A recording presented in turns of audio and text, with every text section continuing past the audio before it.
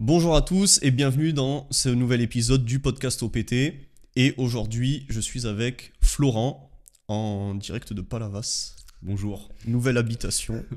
Exact. Nous avons le canal juste à côté. Nous allons faire une partie de pêche juste après. J'ai envie de dire salut les balaises pour ceux qui ont la ref. Ceux qui trouveront la ref.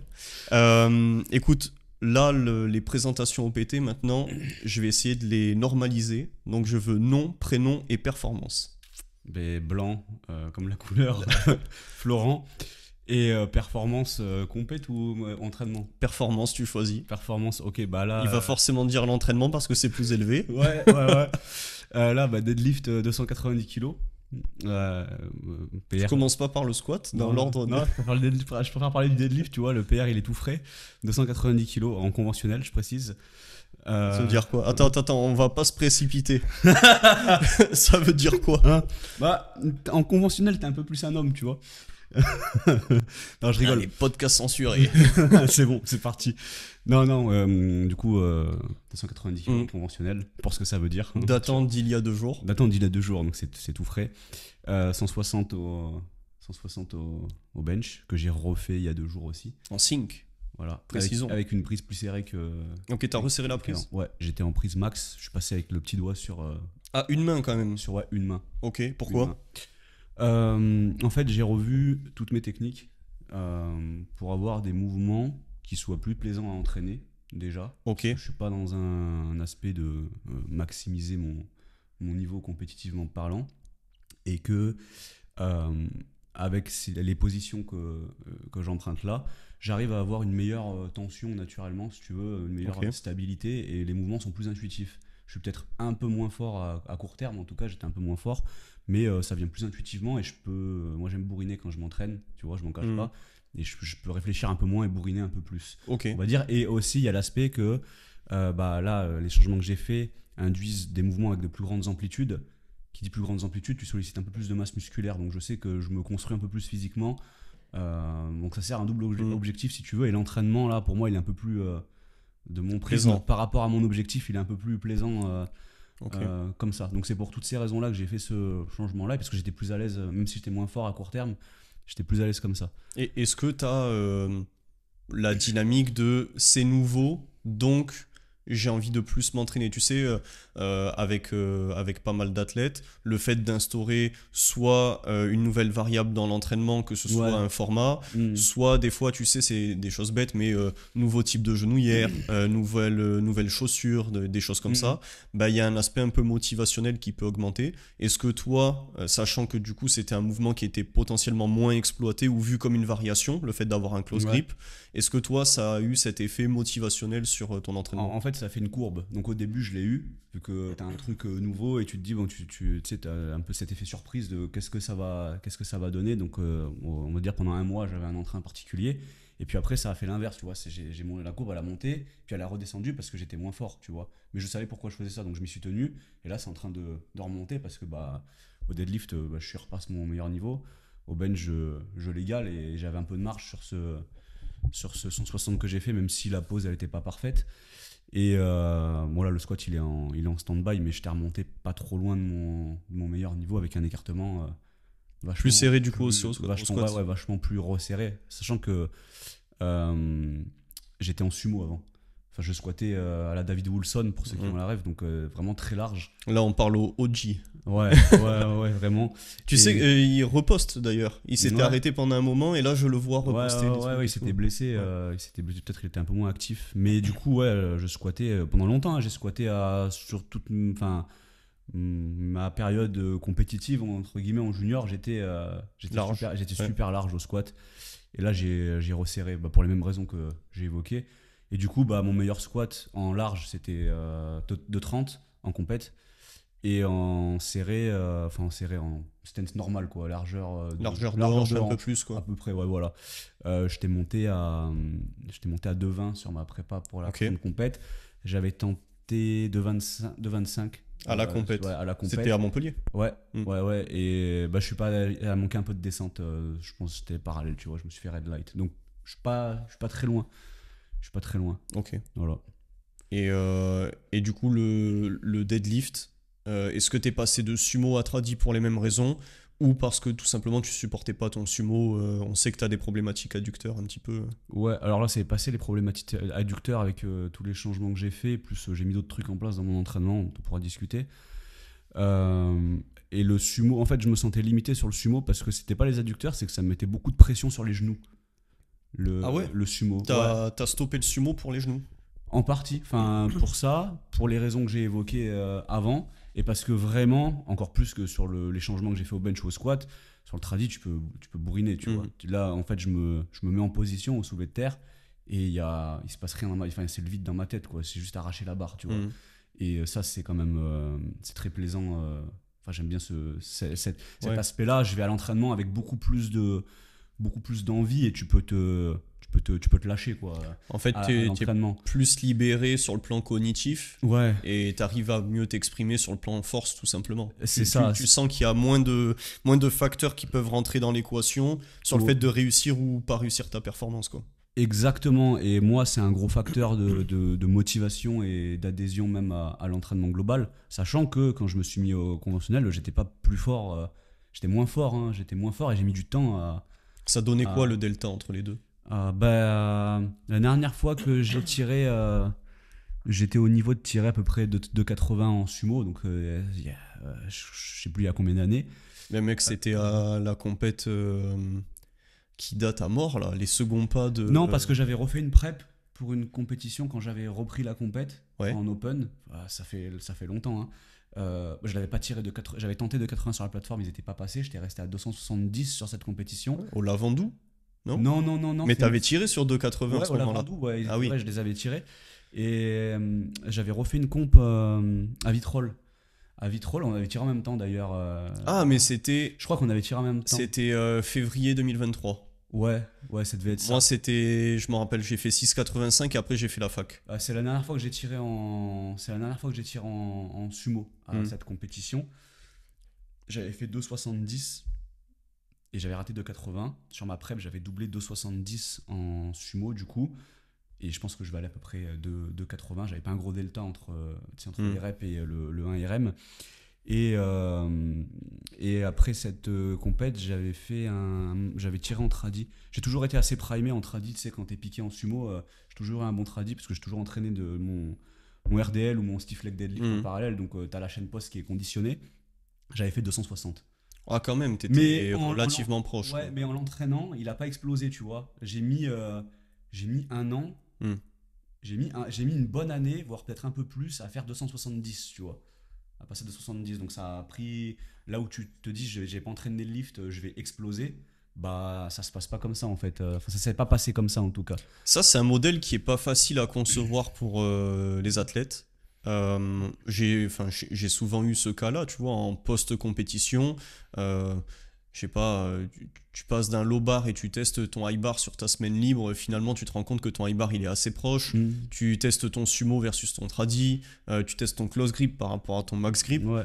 Et à chaque fois, enfin pas à chaque fois, mais tu as des modèles où voilà, tu arrives à matcher à 5-10 kilos près ta performance.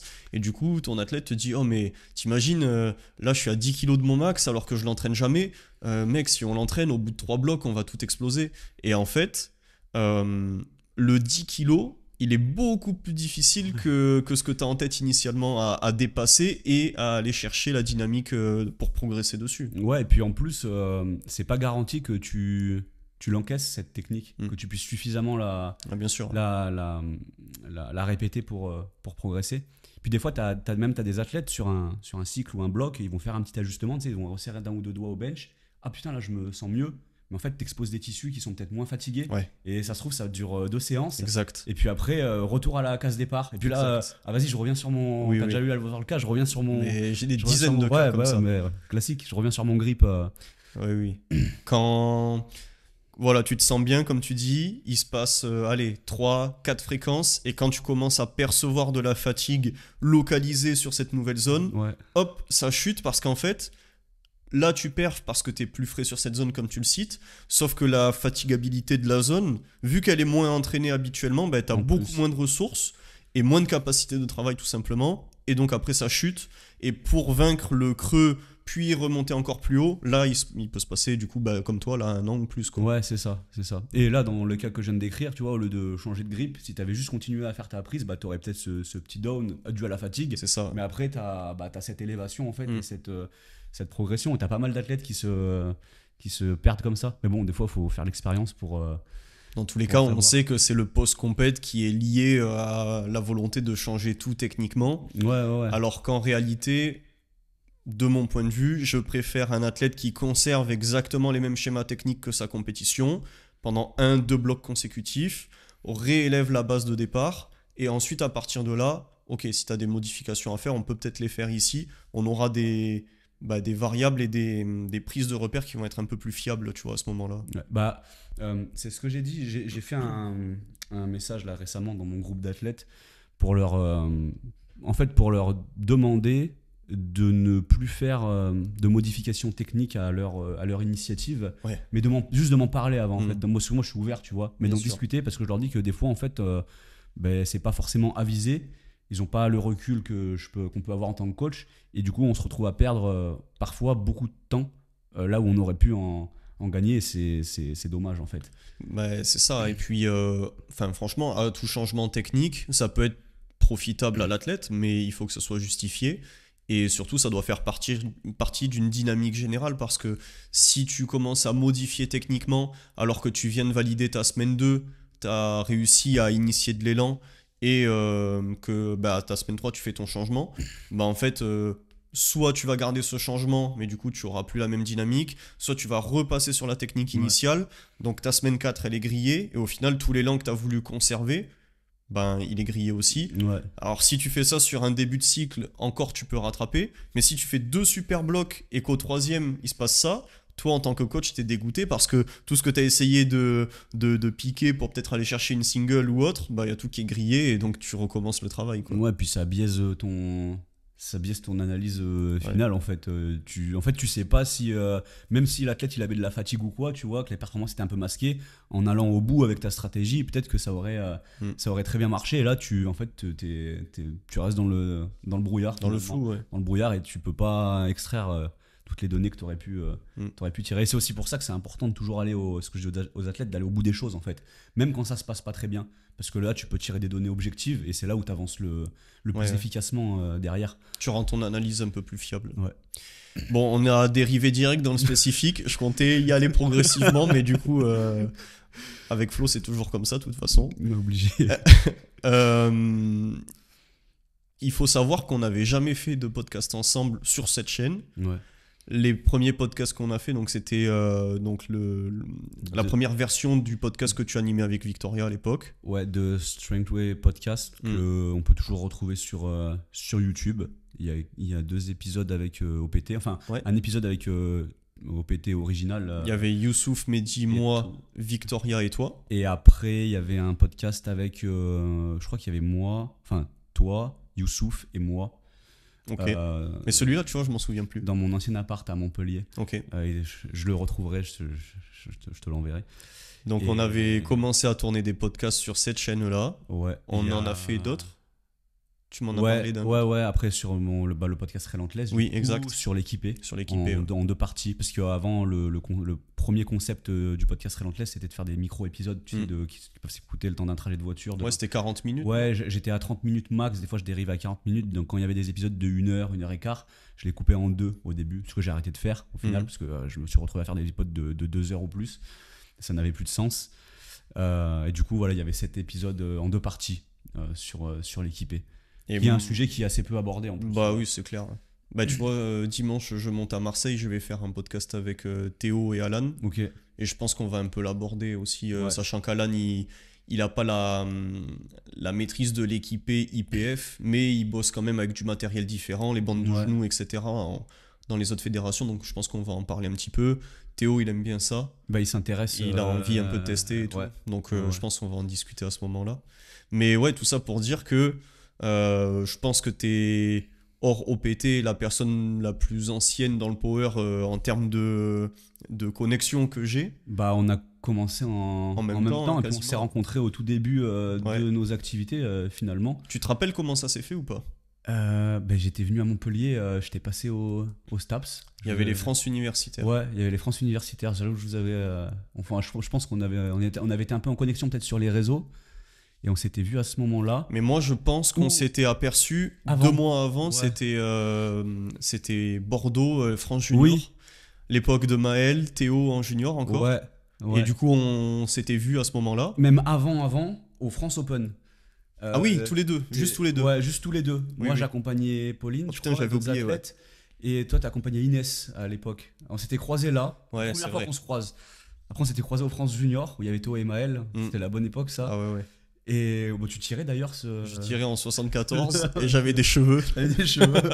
Toi, t'en avais déjà pas. Ouais, mais je crois que c'était ta dernière compétition. Avec des cheveux Avec des... Non, bah non, j'ai fait les France Univ après quand t'es revenu. Ah oui. J'avais tiré. Ouais. Et après, je crois que j'avais plus de cheveux. Mais là, il y a des archives collector à retrouver. Ah, si vous voulez avoir ces images, bon, il doit y avoir 1000 posts maintenant, mais vous remontez les premiers posts que j'ai postés sur mon compte, ça doit y être. Faut que tu mettes les images, Rosanna. Rosanna fait des incrustes. Des incréments sur la vidéo. Et ouais, du coup, on s'était vu, c'est vrai, à cette première compète, et c'était à Caen, je crois, les France Open.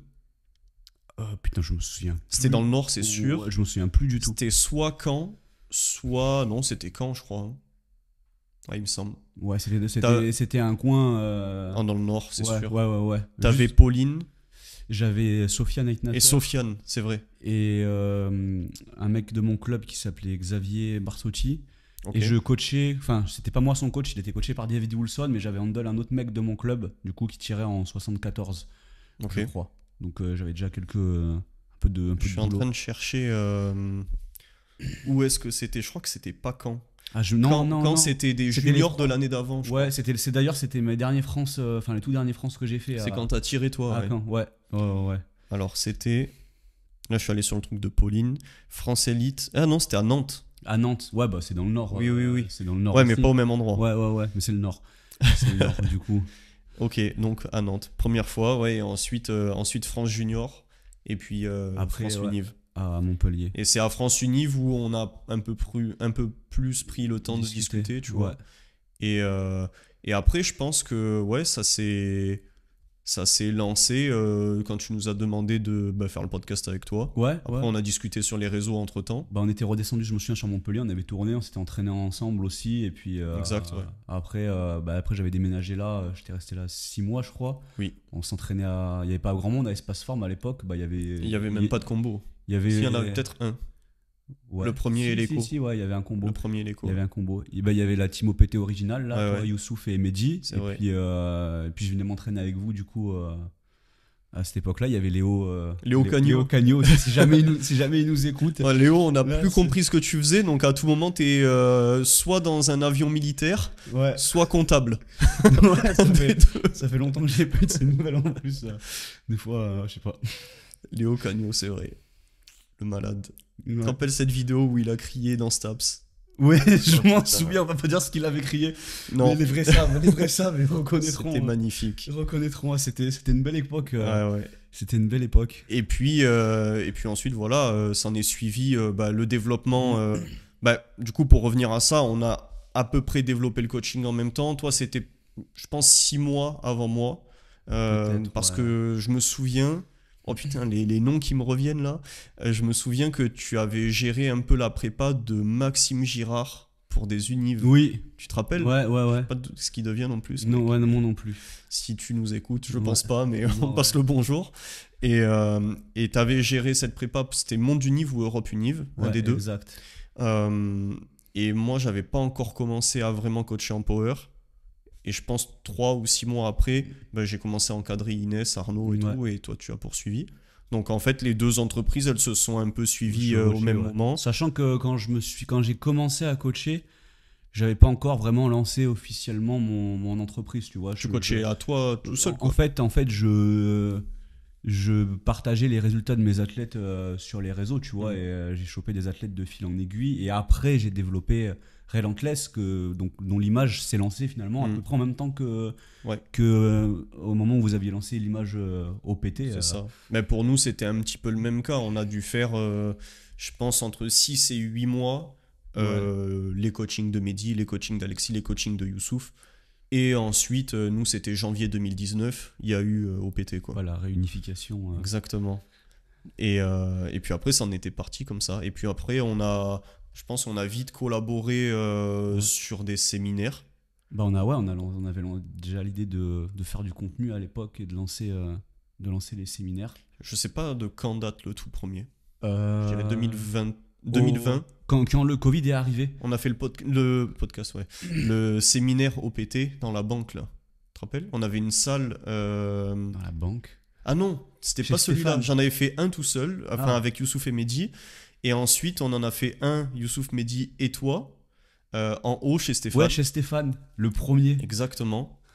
50 €, Le premier. Ouais, c'était c'est vrai. les premiers prix. Et Mais bon, c'était pas aussi bien aussi élaboré Bah, qu'aujourd'hui, mais ça valait son prix avec Voilà. le contexte du moment, exact. le développement du sport C'est ça. à ce moment-là, et nos connaissances du moment aussi, Ouais. quoi. Oh, ouais. Mais oui, c'est vrai. Ouais. On On a l'a les quand même- souvenirs là.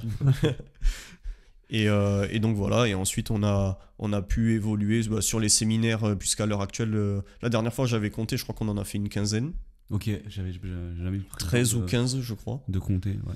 Donc ça C'est vrai que passe. ça fait 4-5 ans qu'on Ouais. fait les séminaires. Enfin, moins 4 ans. Ouais. Un bon 4 ans. Et Minimum. puis ce qu'il faut dire, c'est que des fois, quand on fait des séminaires pendant un week-end, on en fait 3, quoi. On Ouais, a déjà fait en vendredi, plus. samedi, dimanche, Ouais. donc ça, le compteur monte assez vite. Ouais.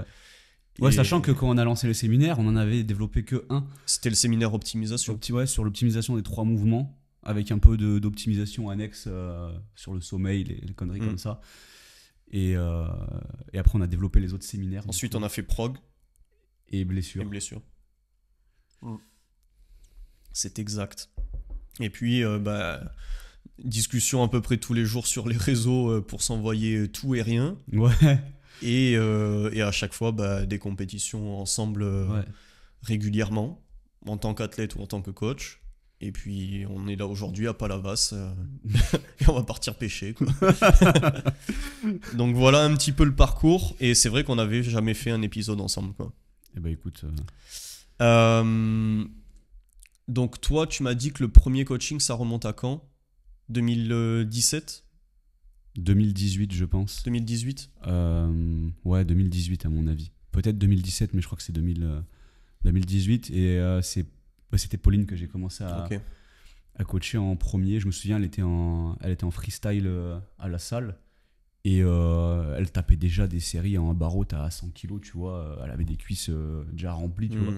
Tu dis, c'est pas normal pour une personne qui s'entraîne, Bien sûr. une personne lambda. Oh, génétique. Ouais. L'alerte génétique qui arrive. Ouais, tu je sais. me suis dit, elle a un potentiel de ouf. Elle s'entraîne en freestyle et je me souviens, je lui ai proposé, je lui ai dit, tu veux pas que je te coach en fait, tu vois. Et voilà, après de fil en aiguille, je l'ai coaché et j'ai eu d'autres demandes de coaching après derrière. Ça s'est fait vraiment naturellement, tu vois. Si tu arrives du coup, à comparer ton activité à ce moment-là, donc quand tu commences, ou l'activité au sens large du coaching en power, Ouais. et à l'heure actuelle comme tu la vis, c'est quoi pour toi les plus d'avant et les moins d'avant? C'est quoi les aspects positifs que tu arrives à tirer de l'évolution de notre métier et les aspects négatifs? Disons que à l'époque où on a commencé, il y avait plus de place pour se développer. Mhm. Là, c'est un peu saturé, tu vois. Enfin, il y a beaucoup de Tu monde. veux dire, ouais, ok, sur l'aspect pro. Sur l'aspect pro, en termes de coaching, tu veux te lancer un coaching, aujourd'hui, c'est moins évident, tu vois. C'est sûr. Il y a beaucoup de concurrence, des coachs comme nous qui sont Mhm. déjà en place et qui ont assis un peu leur crédibilité, tu vois. Donc, c'est plus dur pour un nouveau coach de se lancer, même avec des bonnes connaissances et des bonnes compétences. Mais à la fois, à l'époque, on n'avait pas Les ressources. ouais, les ressources et le sport n'était pas aussi développé. On n'avait aucune garantie, nous, que ça allait fonctionner. Les seuls qui avaient fait ça avant nous, c'était Alex et Gianni à l'époque, qui avaient lancé Smart Power System. Toujours comme actuellement. Voilà, et ils avaient arrêté avant que nous, on se lance. Donc, nous, on part sur un modèle où il y a des mecs qui ont fait ça avant nous. Ça Enfin, on sait pas pourquoi, mais ça a l'air de pas avoir marché, tu vois. Et nous, on va lancer un truc. On était les premiers à faire vraiment à se lancer professionnellement là-dedans. Et t'avais aucune. Il n'y avait pas de retour en fait. T'avais aucune garantie en fait, ça passe ou ça casse, surtout que, je sais pas toi, mais moi, enfin, je pense si toi aussi, quand je me suis lancé, je me suis mis à fond dedans en fait, j'avais pas de plan B, et si je me souviens bien, c'était ton cas aussi, parce que t'avais quitté l'école de kiné que tu faisais pour derrière te lancer à fond Alors c'est un peu PT. plus complexe parce que quand on lance au PT, euh, c'est janvier 2019. Donc je suis en L3. J'ai pas encore terminé ma licence, donc je suis encore à STAPS. Ouais. J'ai déjà, je dirais, 5 athlètes. Je poursuis jusqu'à l'été. Donc avec OPT qui est lancé, les demandes sont plutôt conséquentes. Donc je sais pas, je devais être à 10-12. Et sur la transition fin de licence et la suite, initialement j'avais prévu de partir en école de kiné en Espagne, parce que les conditions d'admissibilité sont plus simples, ou en tout cas différentes par rapport à la France. Et en partant là-bas, donc j'avais déjà un socle, tu vois, avec OPT. Ça tournait, il y avait déjà des choses à gérer, il fallait déjà être un peu présent en compétition, etc. Et en arrivant là-bas, donc déjà, pas parcours du combattant, tu vois, mais il fallait quand même s'en donner les moyens, c'est-à-dire que pré-étudiant, déménagement en Espagne, test d'entrée en Espagne, bon, ils sont ce qu'ils sont, tu vois, mais tu parlais pas espagnol. je parlais pas, j'avais des mini notions quoi du ni lycée, anglais pas du tout, donc ouais, c'était pas non plus tu claquais pas les doigts et t'arrivais pas en Espagne. Ouais. Il fallait faire des visites, trouver un appartement. Là-bas, ils m'ont demandé 6 mois de loyer en cash. Enfin voilà, ça demandait de l'investissement. Donc je fais mes deux premières semaines, 3 premières semaines. Fin de la 3e semaine, je suis là, je me dis, bon, je retourne dans un modèle où je deviens écolier, puisque l'année d'avant, à la fac, en étant en parcours force, etc., j'y allais beaucoup moins, j'allais des fois 4 ou 6 heures par semaine. Je faisais ma vie, entre guillemets, je m'entraînais, je gérais mes horaires comme je voulais, je commençais à développer le côté entreprise d'OPT, qui me plaisait beaucoup. Et j'avais des comptes à rendre à mes athlètes, puisque tous les jours, retour, échange, etc., programmation. Tu t'entraînais aussi en plus. Et je m'entraînais, oui, bien sûr. C'est pas un moment où, avec le développement d'OPT, où tu pouvais te permettre de te relâcher en tant qu'athlète, parce qu'à l'époque aussi, on avait besoin de ça. Ça se faisait comme ça. Pour avoir une bonne image et bien sûr. Et se développer, parce que t'avais pas ce truc d'être vu que comme un coach en fait, enfin c'était pas aussi développé que pas comme à l'heure actuelle. Pas comme à l'heure actuelle. En fait, la profession de coach n'était pas aussi reconnue, donc forcément il fallait quand même quelqu'un qui ait une image d'athlète. Et bon, pour faire bref, mais au bout de 3 semaines fini, je me dis j'arrive pas correctement à maintenir le côté coaching, j'arrive pas correctement à m'entraîner, et en plus je dois y être de 8h à 18h. Si t'étais pas là 3 fois d'affilée, tu passais limite en commission de discipline, tu vois, pour voir si tu pouvais rester intégré à l'école, etc. J'ai dit bon, moi j'ai pas payé 7000 € par an pour faire ça pendant 4 ans et être fliqué comme un collégien, tu vois.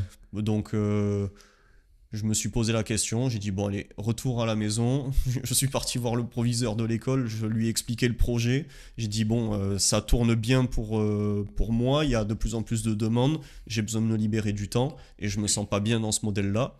Je pense qu'il a kiffé mon petit speech en espagnol. Ah ouais, en espagnol. Ah ouais, il parlait pas français. Ah ouais, d'accord. Et pour expliquer que tu es coach de powerlifting en développement en espagnol, vas-y. Ah ouais. Et du coup, je pense qu'il a apprécié la franchise, et surtout, j'étais entouré, j'étais pas vieux, hein. J'avais 19 ans, ou non, attends, non, je dis n'importe quoi. J'avais 21 ans. Ouais. Et j'étais entouré principalement de gens qui avaient entre 17, 18, 19. Et il y avait quand même un fossé déjà. Ouais, ça fait un décalage. Surtout quand tu as commencé à entreprendre, en fait. Ouais, c'est ça. L'entrepreneuriat. Surtout ça. T'es en décalage. Et donc je me sentais pas bien, quoi. Et bref, il a apprécié, il m'a dit ok, je te rembourse. Il m'a rendu la première année en entier et tout.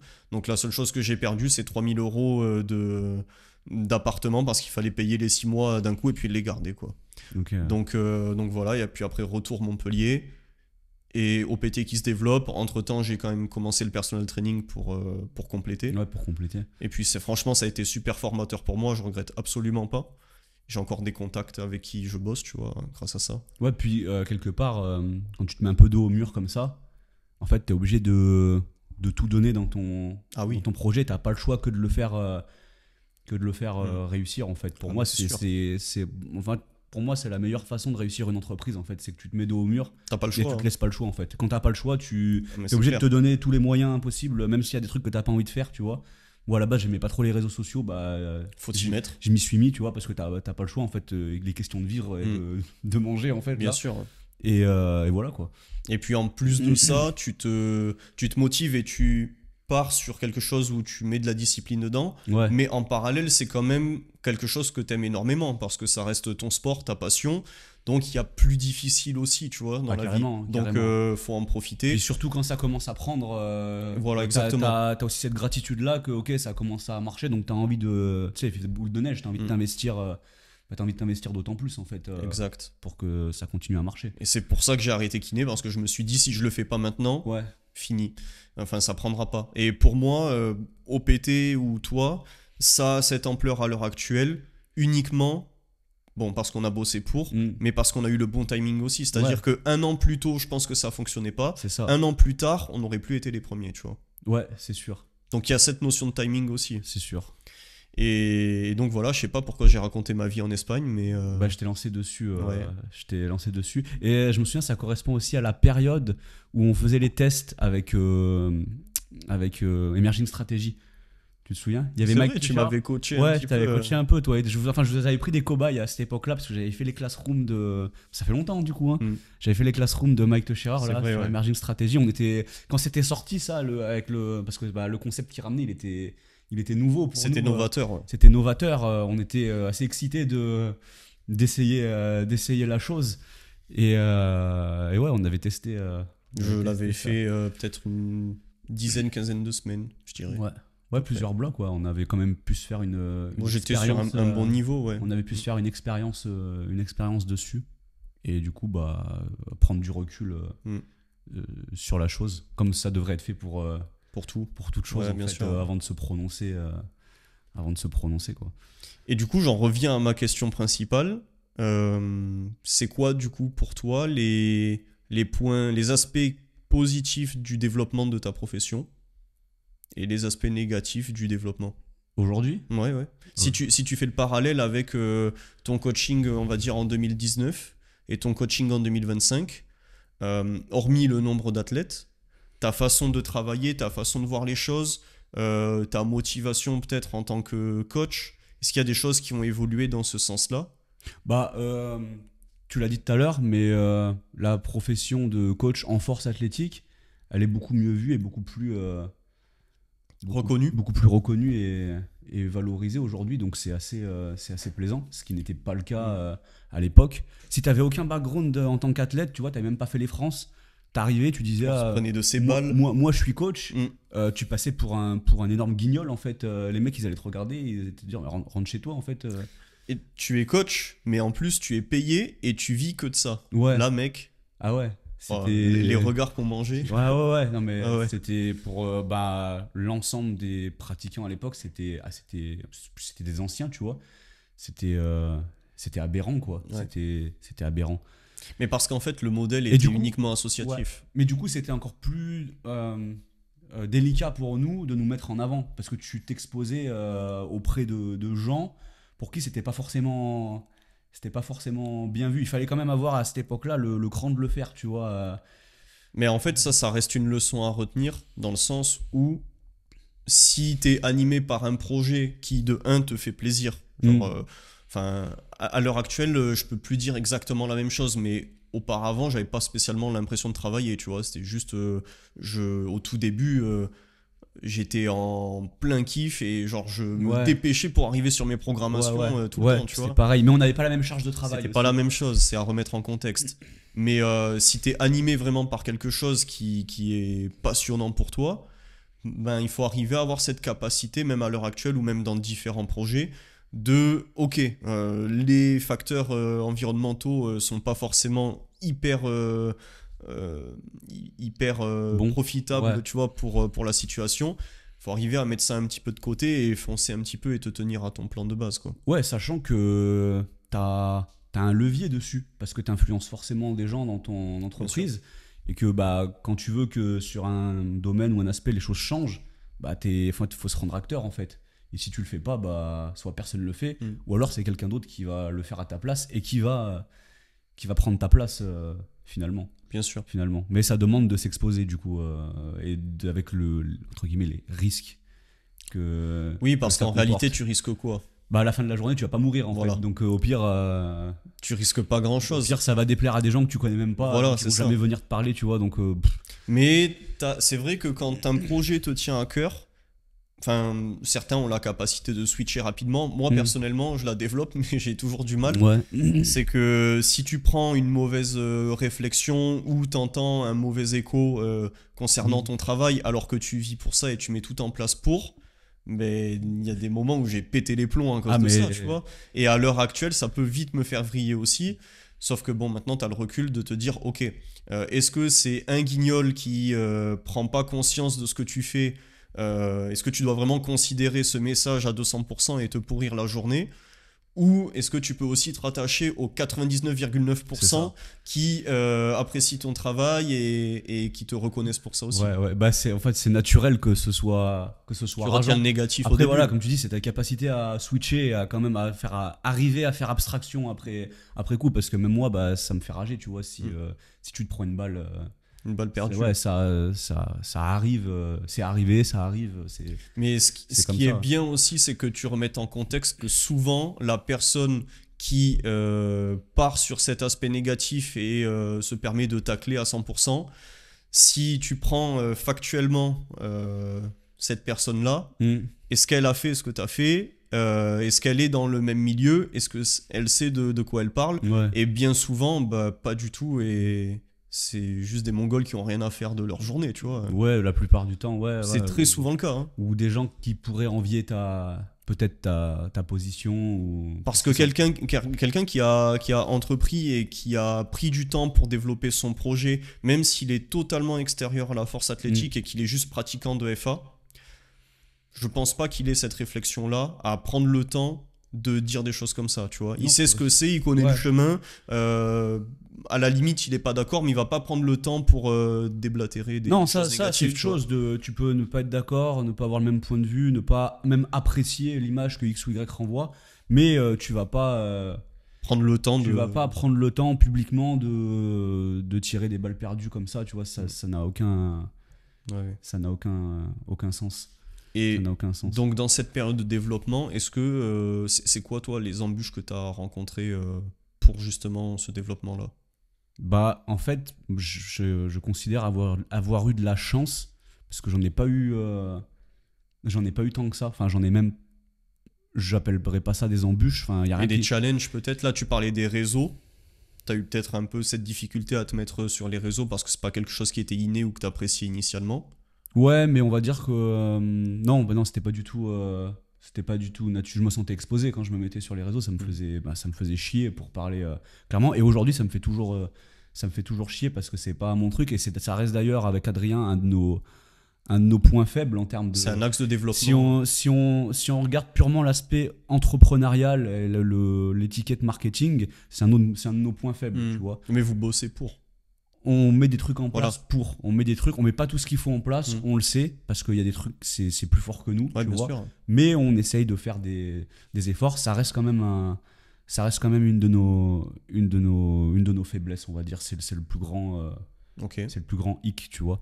Après, initialement, quand je me suis lancé, on va dire que moi, j'ai trouvé la façon qui me convenait de le faire. Où communiquer. je me disais, pour moi, c'est acceptable et j'aime le faire comme ça. Et à prime abord, c'était déjà partager les résultats avec mes Ouais. athlètes.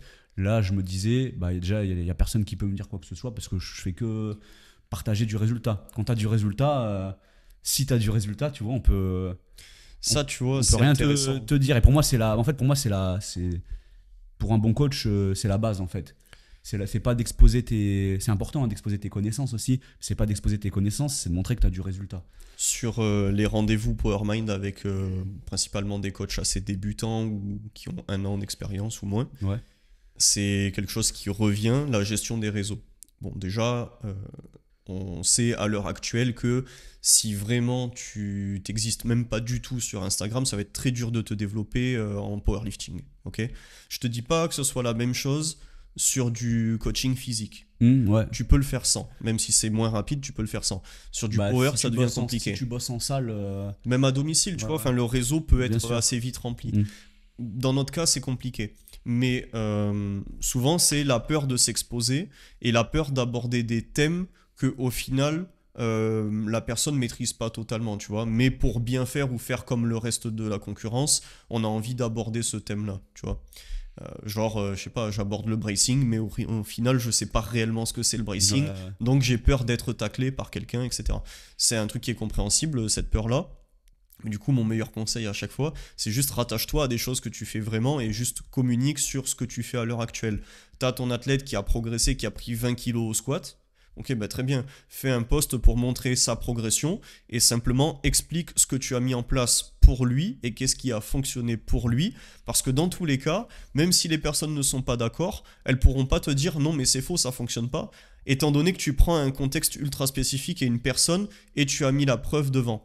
La concurrence ou ceux qui jugent ça pourraient dire je suis pas d'accord avec ta façon de faire, mais elle peut pas te dire ça fonctionne pas puisque ça a fonctionné. Donc déjà tu réduis un coup de stress, tu vois, sur ta Ouais, communication. du temps que tu as du résultat et que tu montres, tu mets en avant ce que tu fais et que tu exposes ta réflexion, Oui.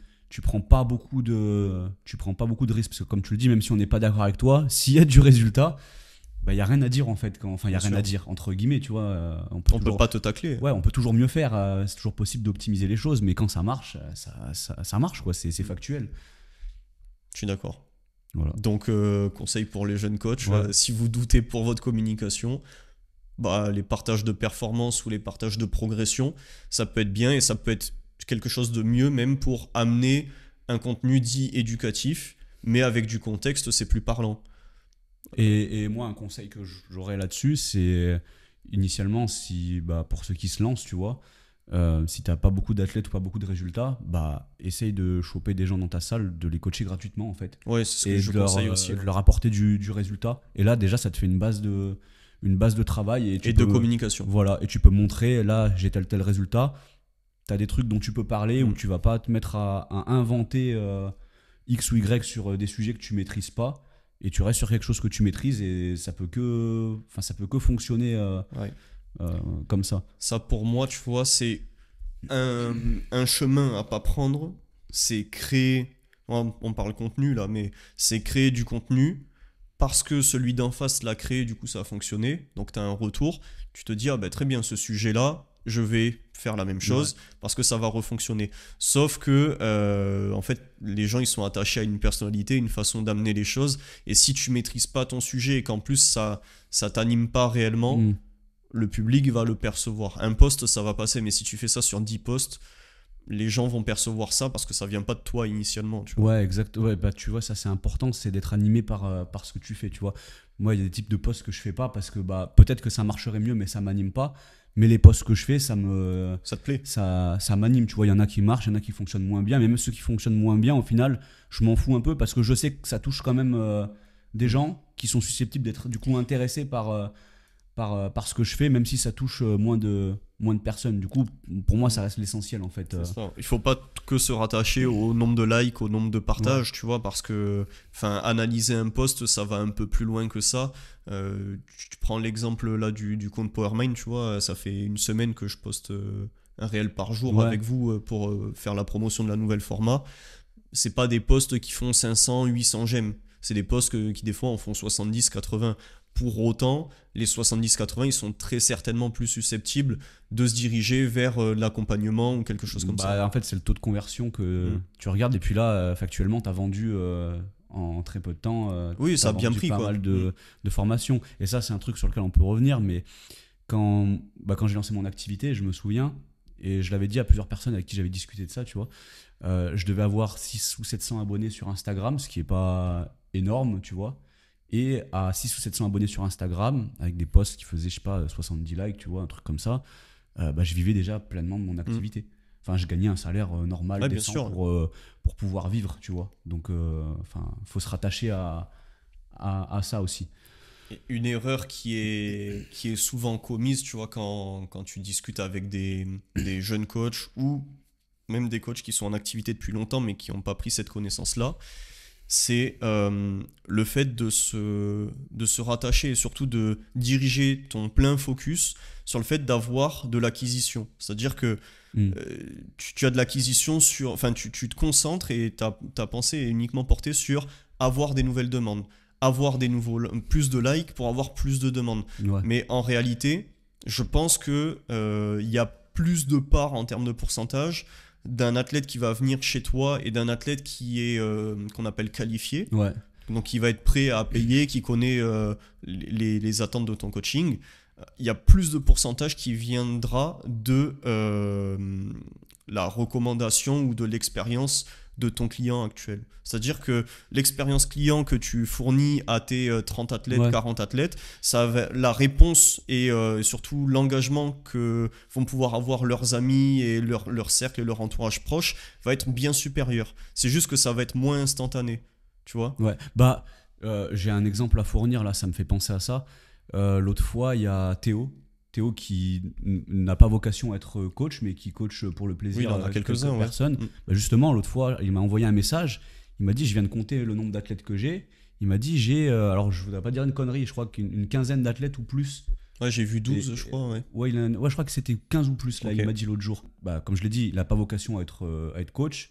Il communique pas Euh, plus que ça, à part il quelques fait, stories, quoi. ouais, il repartage des fois une paire de son athlète, mais il fait aucune communication. Son compte, il est en privé. Mm. Il a un compte Instagram en privé. Quand je dois repartager un de ses posts, des fois, je lui demande de débloquer son compte parce que je le repartage un peu trop Oui. tard. Enfin, quand il met un post, il débloque son compte temporairement. Après, il le rebloque, je crois, pour que ses étudiants n'aient pas accès à à son compte.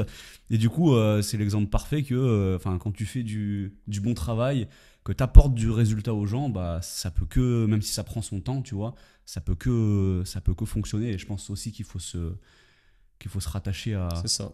à ça. Et puis, accessoirement, si tu fais du contenu qui t'anime vraiment, comme on disait tout à l'heure, Ça se sent. même si il n'est pas beaucoup vu, les quelques personnes qui vont le voir, tu vois, ils sont susceptibles Mais oui. de bosser avec toi. Je te dis cet exemple-là parce que on développe la chaîne YouTube avec Adrien.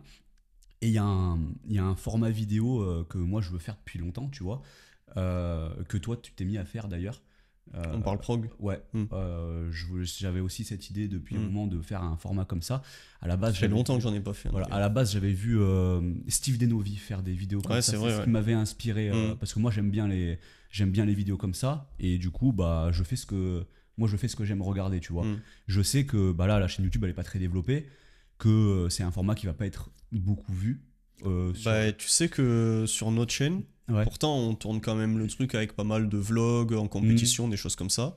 Il y a quand même un bon rendement Ok. sur ces vidéos-là. Mais elle est plus développée, votre chaîne aussi. Elle a Bah plus ouais, de mais- là, on vient juste de la lancer, la chaîne Oui. avec le podcast de Non, mais Mike ce que je Teixeira. voulais dire, c'est que, tu vois, sur le nombre d'abonnés Ok. qu'on a, qui est pas élevé, Ouais.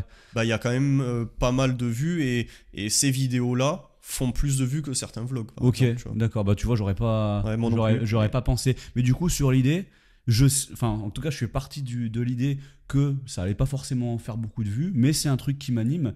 Et je sais que les quelques personnes qui vont le regarder avec intérêt, si elles sont pas déjà coachées par Adrien ou moi, ça va potentiellement C'est un argument en plus. les intéresser, tu vois. Donc, j'ai pas de mal à investir du temps là-dedans, même si je vois que ma vidéo elle a fait 50 vues, tu vois.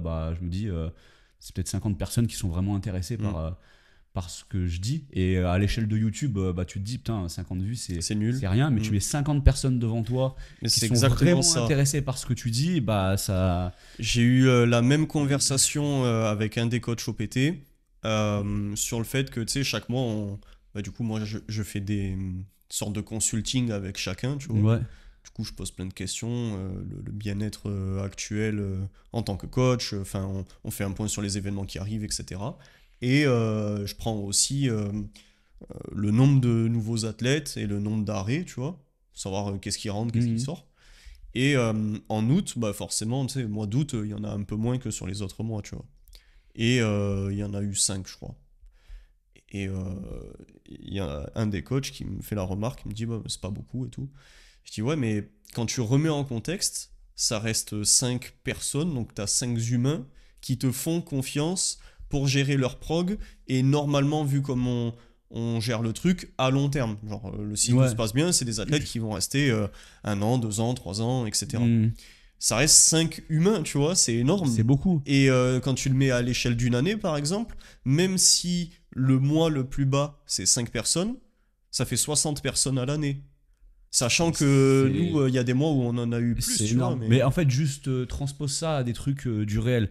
Exactement. Tu handles, tu prends en main 5 athlètes C'est en énorme. compétition en même temps. Ben c'est énorme. Même si on est 6 coachs et tout, ça reste 5 personnes, des vraies personnes en plus dans ton équipe, tu vois. Je crois le séminaire qu'on avait le plus rempli sur la prog, on avait quasiment 30 personnes. 28, ouais. Ouais, 28 personnes devant nous. C'est beaucoup, hein. Ça fait du monde. Ah oui, oui. Ça fait du monde. Ça amène son stress aussi, tu vois. Bien quand sûr. tu t'adresses à pas mal de gens. Et là, tu te rends compte, en fait, ça te permet de. Enfin, faut rester connecté à la C'est réalité. exactement ça, c'est pas perdre la notion à cause des réseaux. Ouais. Parce que, oui, 100 likes, oh, c'est faible. Ouais, mais ça reste 100 personnes. Ah ouais. 50 vues, mais ça reste 50 personnes. tu Bah vois. ouais, Enfin, surtout si c'est des gens qui sont intéressés, vraiment, vraiment intéressés, tu vois. le truc, c'est juste qu'on a un standard qui est biaisé parce Ouais. qu'on se réfère à des nombres de vues, des nombres de likes, des nombres d'athlètes, etc., qui sont énormes. Puis, Et voilà. objectivement, c'est pas toujours vrai, mais ce qui va faire le plus de vues, c'est pas forcément ce qui va Convertir. intéresser ou le plus passionner les gens. C'est juste que des fois c'est attractif, tu vois. En fait, ça dépend ce que tu cibles, Ouais. tu vois. En fait, dans l'idéal, tu vois, dans un monde parfait et tu passes ta vie à gérer les réseaux sociaux, bah, tu as des posts qui sont destinés Mhm. à quelqu'un de peu avisé et qui est pas du tout encore dans ta boucle, quelqu'un de peu avisé qui est déjà dans la boucle, quelqu'un de plus avisé et quelqu'un Ouais. qui est prêt à convertir. Normalement, tu as plein de spectres différents. Bon, après, dans les faits, personnellement, je m'en soucie pas, mais Si tu veux mais oui. optimiser, on va dire. En réalité, ouais. Mais voilà, après, pour clôturer sur ce sujet, juste la chose que je retiens, c'est destiner plus de focus à fournir une bonne prestation et une bonne expérience client aux athlètes qu'on a actuellement, Ouais. parce qu'il y aura beaucoup plus de rentabilité sur quelqu'un qui va être amené par cette bonne expérience, plutôt que passer énormément de temps sur les réseaux sociaux à vouloir faire énormément de vues, de likes et d'avoir beaucoup de demandes. Moi, je pense qu'il faut inverser un petit peu la balance quand c'est trop le cas. Je tu suis tout à fait d'accord avec toi. Ça m'est déjà arrivé de me dire putain, aujourd'hui, j'ai pas fait mes réseaux sociaux comme j'aurais voulu, tu Ouais. vois, parce que je l'avais prévu sur mon planning, parce que mes retours m'ont pris plus de temps. Mais en fait, tant mieux. C'est que Ah ouais. là-dessus, tu vois, t'es dans le vrai, en fait. T'es dans le vrai. vois. Bien sûr. C'est le côté réseau communication ne doit pas être accessoire, mais par contre, en termes de priorisation, ton cœur de métier et la prestation que tu fournis doit être avant ça, quoi qu'il Je arrive. suis, En termes de temps, en termes d'implication, en termes de focus, et même de part mentale que ça doit prendre dans ta journée. Tu vois. ouais. Ok, moi j'aimerais savoir juste si tu as peut-être un ou deux meilleurs souvenirs en tant que coach. En compétition, des choses que tu as retenues un petit peu sur les années, des performances, des choses un peu plus cocasses, je sais pas. Bah, le plus. Forcément, enfin, en tant que coach, c'est souvent les matchs, tu vois. Ouais, ou celui qui t'a fourni le plus d'émotions, tu vois. Les matchs qui te. Bah, le plus récent en date, là, c'était le match de cette année, au France, de Pauline contre Ludivine. Ludivine, où sur la dernière barre de Pauline, on met ce qu'il faut pour repasser devant Ludivine. Pauline, elle rate. Mais ce genre de. Donc là, c'est le plus récent que j'ai en tête, j'en ai d'autres, tu vois. Mais ce genre de match, ça procure quand même une adrénaline particulière. Et de façon générale. Comment tu le vis, ça? Quand t'es dedans, c'est quoi un peu les émotions qui te passent partout, là? Ah ben enfin, pour parler en langage de powerlifting, t'as beaucoup de hype, d'excitation, t'es nerveux, enfin il y a un peu de tout. Est-ce que t'es plus dans tu vois là par exemple t'as Pauline qui met cette barre là, si elle passe cette barre elle est championne. Est-ce que t'es plus dans le côté limite peur, appréhension? Est-ce que tu es plutôt dans le côté juste impatient et hâte? Tu te situes comment quand c'est comme ça? Parce que chacun a sa façon de vivre le Non, truc, tu vois. c'est pas la peur, mais c'est plus l'excitation, tu vois. Donc t'as hâte, t'es impatient que ça se Ouais, passe, de quoi. voir de voir le lift se réussir, tu vois. Ok. De voir le lift se réussir avec tout ce que ça peut procurer derrière. Et même si le lift n'a pas été réussi, tu vois, ça reste un bon souvenir avec toute l'adrénaline que ça procure. Et en fait, à chaque fois que. Alors, j'ai du plaisir à gérer tous mes athlètes, qu'il y ait des matchs ou pas. Mais quand il y a un match, il faut dire qu'il y a il y a un truc en plus. Ouais. Là, sur les derniers France, les seuls matchs que j'avais à vraiment, les gros matchs qu'il y avait, c'était sur la journée du dimanche, je crois, parce que Les filles. j'avais Pauline et Marina qui se succédaient. Et donc, avec Pauline, il était question, selon ce qu'allait faire Ludivine, de jouer la première place selon comment on se retrouvait à la fin. Et pour Marina, c'était de faire le podium. Donc forcément, là, on va dire que tes sens en tant que coach, avec le tableau et tout, ils sont un peu plus aiguisés, tu vois. Dès le début, tu commences à faire tes calculs, tu surveilles avec attention comment bougent les barres de l'adversaire, et t'as un focus un peu plus supérieur. Bien sûr. Et t'arrives le jour J avec un peu plus d'adrénaline, quoi. Et moi, ça m'anime vraiment, ça, tu vois, ces jours de coaching Bien sûr. particuliers. J'aime coacher tous mes athlètes, mais ces jours de coaching m'animent particulièrement. Tu vois, quand il y a un match, je me lève le matin, je suis Chaud. je suis vraiment, je suis chaud, tu vois. Je suis chaud comme si j'allais faire un gros deadlift. Et plus chaud que pour aller faire ma propre compétition, Ah, moi aussi, tu hein. vois. Mais vraiment beaucoup plus. Ah, bien Vraiment sûr. beaucoup plus. Et après, il y a quelque chose qui est, je pense, qui est indissociable. C'est que quoi qu'il arrive, même si tu mets, même si tu as la même façon de t'exprimer, tu mets le même temps, le même focus, etc., avec tous tes athlètes, tu auras quand même des relations qui vont être différentes en fonction de chaque personne, Ouais. quoi qu'il arrive.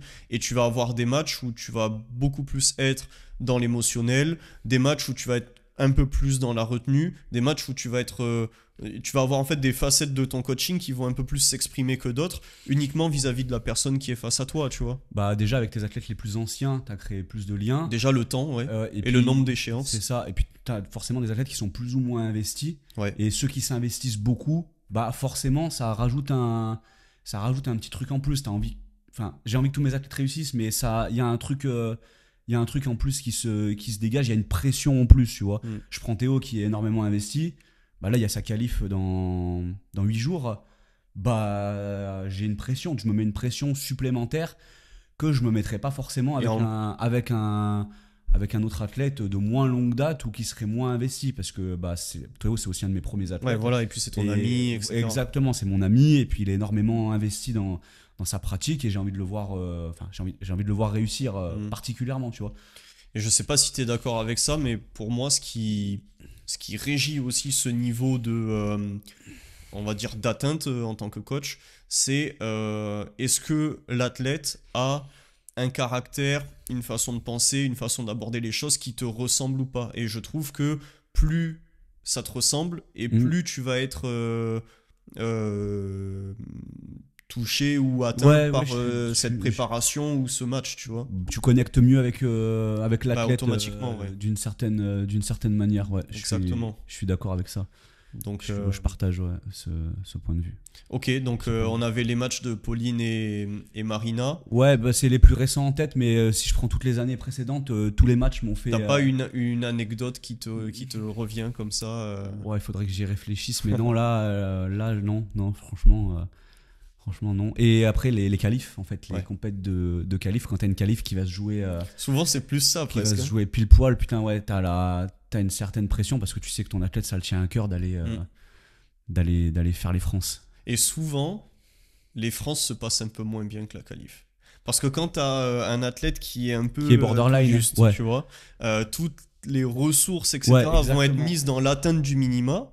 Et même lui, d'un aspect motivationnel... Bon, il a atteint le niveau France, mais s'il était ric-rac comme ça, c'est qu'il va être dans les derniers du plateau, tu vois. C'est sûr. Donc t'arrives sur les France, et toi, tu te dis, bon, on va faire la meilleure prestation possible pour lui, pour gratter un petit peu, aller chercher un petit PR sur ses mouvements. Mais dans les faits, il n'y aura pas de place à jouer, il n'y a rien. Et pour lui, en fait, il a presque vécu ce premier challenge au-delà de, bah voilà, c'est bon, je suis qualifié, maintenant je vais progresser pour moi, tu Ouais, vois. bah, tu me parles d'anecdote. Une fois, j'ai eu un athlète, c'était le cas. Donc, on s'est qualifié pile poil. Je crois Ouais. on avait tenté sur 2 compétitions. Donc, l'athlète se qualifie. Forcément, il a mis énormément de ressources dans ses préparations, donc 2 préparations d'affilée. Donc, il reste une préparation à faire. Sur une saison de 12 mois, ça fait quand même 9 mois potentiellement où tu tires sur la Tu corde, charbonnes, tu ouais. vois. Et derrière, il n'a pas voulu faire Les France. il a pas voulu faire les France, ce qui est dommage parce qu'il s'était investi à 2000% et que même s'il n'était pas en forme, bah, c'est une expérience Intéressante. particulière, surtout au jour d'aujourd'hui Surtout maintenant. où les France sont autant développées parce qu'à l'époque, les championnats de France, c'était pas du tout pareil. Et moi, ça me fait penser à autre chose. Tu parles d'anecdote, mais sur un match, une fois, moi, j'ai un athlète qui s'est démotivé. Il s'est démotivé parce il avait raté un squat, mais il était toujours dans le match pour le titre en junior. Et il se démotive. Au bench, il fait pas aussi bien que ce qu'il aurait pu faire. À cause du squat, Ouais, qui s'est principalement. démotivé. Et puis la hype revient aux terres. Et en fait, parce qu'il se rend compte que bah, Hmm. dans le match. Et ça, je le dis toujours aux athlètes, il faut rester aiguisé et focus jusqu'à la fin parce que tu sais pas ce que ça va donner Mais c'est pour ton impossible athlète. de déterminer ce qui va se passer. Même pendant la préparation, si tu commences à faire des calculs, te dire mon athlète il est plus fort et que tu te démotives, le jour J c'est un autre jour, tu vois. Hmm. Il peut tout se passer. Et puis Il peut tout se passer. ce qui est bon de se remettre en tête en tant qu'athlète aussi, c'est que, ah oui, bon, bah, sur ta préparation, le bench il s'est pas passé comme tu voulais, tu t'es fait un petit peu mal au pec, etc. Bon, bah, t'as benché 2 kilos ou 5 kilos de moins que ce qui était prévu. Ouais. Mais sache qu'en face, c'est la même chose. Bah ouais, il peut se passer la même Mais chose et tu vas même pas le savoir. Ça se trouve. c'est tellement rare une préparation où il se passe rien et où tu atteins tous tes objectifs sans aucune embûche, sans aucun pépin, sans rien du tout. Et puis si ça se trouve, le jour J, eh bien, Tout s'est passé parfaitement tout s'est et passé parfaitement et ton concurrent, il est pas au poids, tu vois. Ou ton concurrent, Ouais, ouais. il va pas s'adapter au combo, il va lever les fesses, il va buller au bench, tu vois. Enfin, il peut se passer tellement de choses.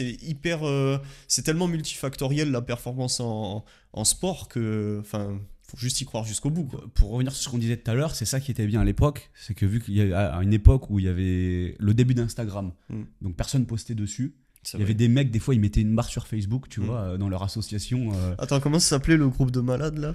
Ouais, il y avait un groupe de force athlétique. Force Athlétique France, non? Ou je sais plus, c'était un truc de fou. Oh là furieux. là, Il y avait- les vidéos de Mehdi, comment il se faisait Ah, mais allumer. il y avait des embrouilles sur ce groupe, les Oui. gens se tiraient dessus. Mais il y avait des 50 ou 100 commentaires, mais Ouais. c'était un carnage. Ouais, c'était un délire ce groupe. C'était très drôle. Ça, c'est un bon souvenir. Ouais. Ça, c'est vraiment un très très. Bon, franchement, mes meilleurs souvenirs, c'est Mehdi qui se fait attaquer au Ouais, bench ouais. là-dessus. Hein. Ouais, il y avait d'autres embrouilles comme ça, mais c'est un très très bon souvenir ce groupe. Et à cette époque-là, du coup, bah, t'allais aux France. Il y a une époque où t'allais aux France, tu savais pas ce qu'ils faisaient tes adversaires. T'en avais aucune idée. Bah oui, tu les Tu connaissais n'avais pas. aucune idée. Moi, je me souviens à un France jeune, je suis allé, bon, j'avais mon niveau. Dans ma tête, je me disais, vas-y, je vais peut-être pouvoir faire un podium, tu vois. En réalité, j'en savais rien. Mais j'avais cette perspective, donc tu te donnais à fond. T'étais pas à reculons en te disant, bon, bah, de toute façon, je vais finir 6 ou 7ème Mm. et tant pis, tu vois. Mais c'est plus dur maintenant parce que t'as le regard sur tout. Ouais, Mais c'est comme ça qu'il faudrait le vivre en réalité. Tu vois. ouais, exactement. Parce que c'est là où tu te mets le moins de barrières, le moins de freins possible. Et du coup, ta compétition et ton niveau de performance peut être que plus haut comme ça, je pense. Bah, il y a qu'en étant concentré, en tout cas à l'instant T, sur toi-même. En fait, il y a que ton coach qui devrait se concentrer sur Bah ouais, sur ouais. les autres, tu vois. Et toi, en tant qu'athlète, tu devrais juste être concentré sur toi-même. Enfin, à moins que ce soit vraiment un gros facteur de motivation de regarder les autres. Mais C'est rare hein, quand même. force est de constater que pour beaucoup d'athlètes, ça les déstabilise plus qu'autre chose. C'est super rare, Ouais, hein. c'est super rare. Moi, j'ai quelques athlètes qui fonctionnent comme ça, mais dans la plupart, ça joue plutôt négativement, tu vois. Mm. Même, tu vois, j'ai des athlètes qui se biaisent un petit peu dans leur approche même de choix de barre de compétition. Même si c'est moi qui fais le game plan et au final c'est moi qui écris sur le papier. Mm. Moi personnellement, j'appelle quand même, je contacte l'athlète une semaine avant, 5 jours avant pour en discuter, voir un petit peu. À chaque fois, je demande bon, ben toi, qu'est-ce que tu mettrais sur ton squat? Mm. Qu'est-ce que tu ferais comme 1, 2, troisième essai? Ouais. J'ai leur avis, je dis ok, moi je pense que ça c'est. Ouais. Soit je suis d'accord avec toi, ça c'est un petit peu mieux, etc.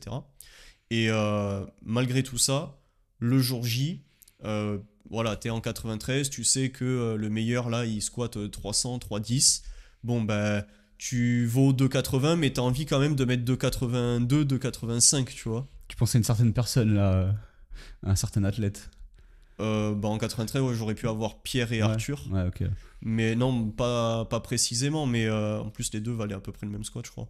Mais bon, ça se vaut pour tout.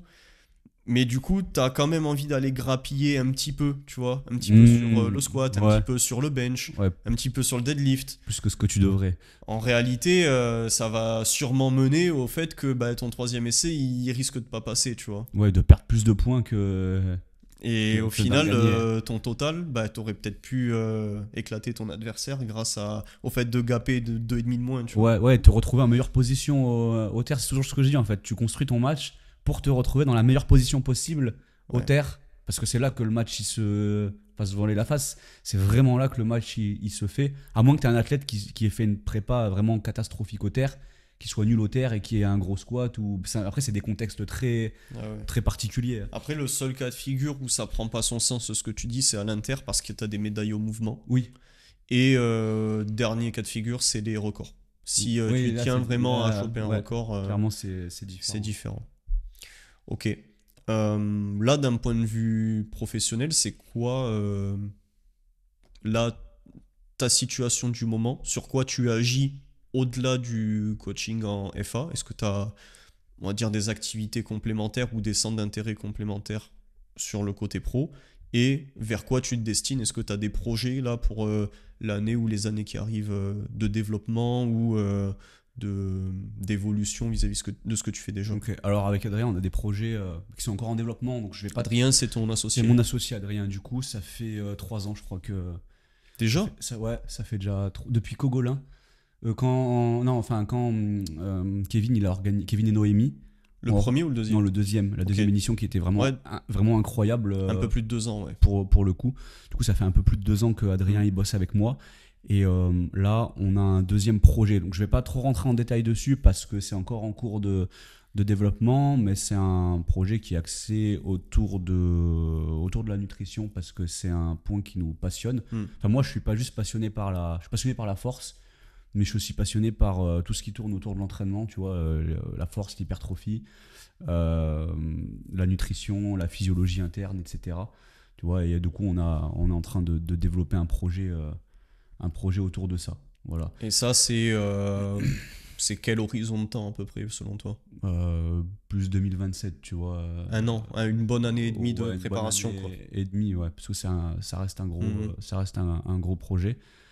Et moi, en amont, hors du coaching en force, je l'ai fait officieusement, parce que pour l'instant, j'avais pas vocation à développer plus que ça, tu vois. C'était pour commencer justement à me faire une expérience, Mhm. comme je disais tout à l'heure, et je l'ai fait au bouche à oreille. Tu sais, j'avais proposé un service en physiologie Oui. interne, parce que je m'étais formé sur l'analyse de bilan sanguin.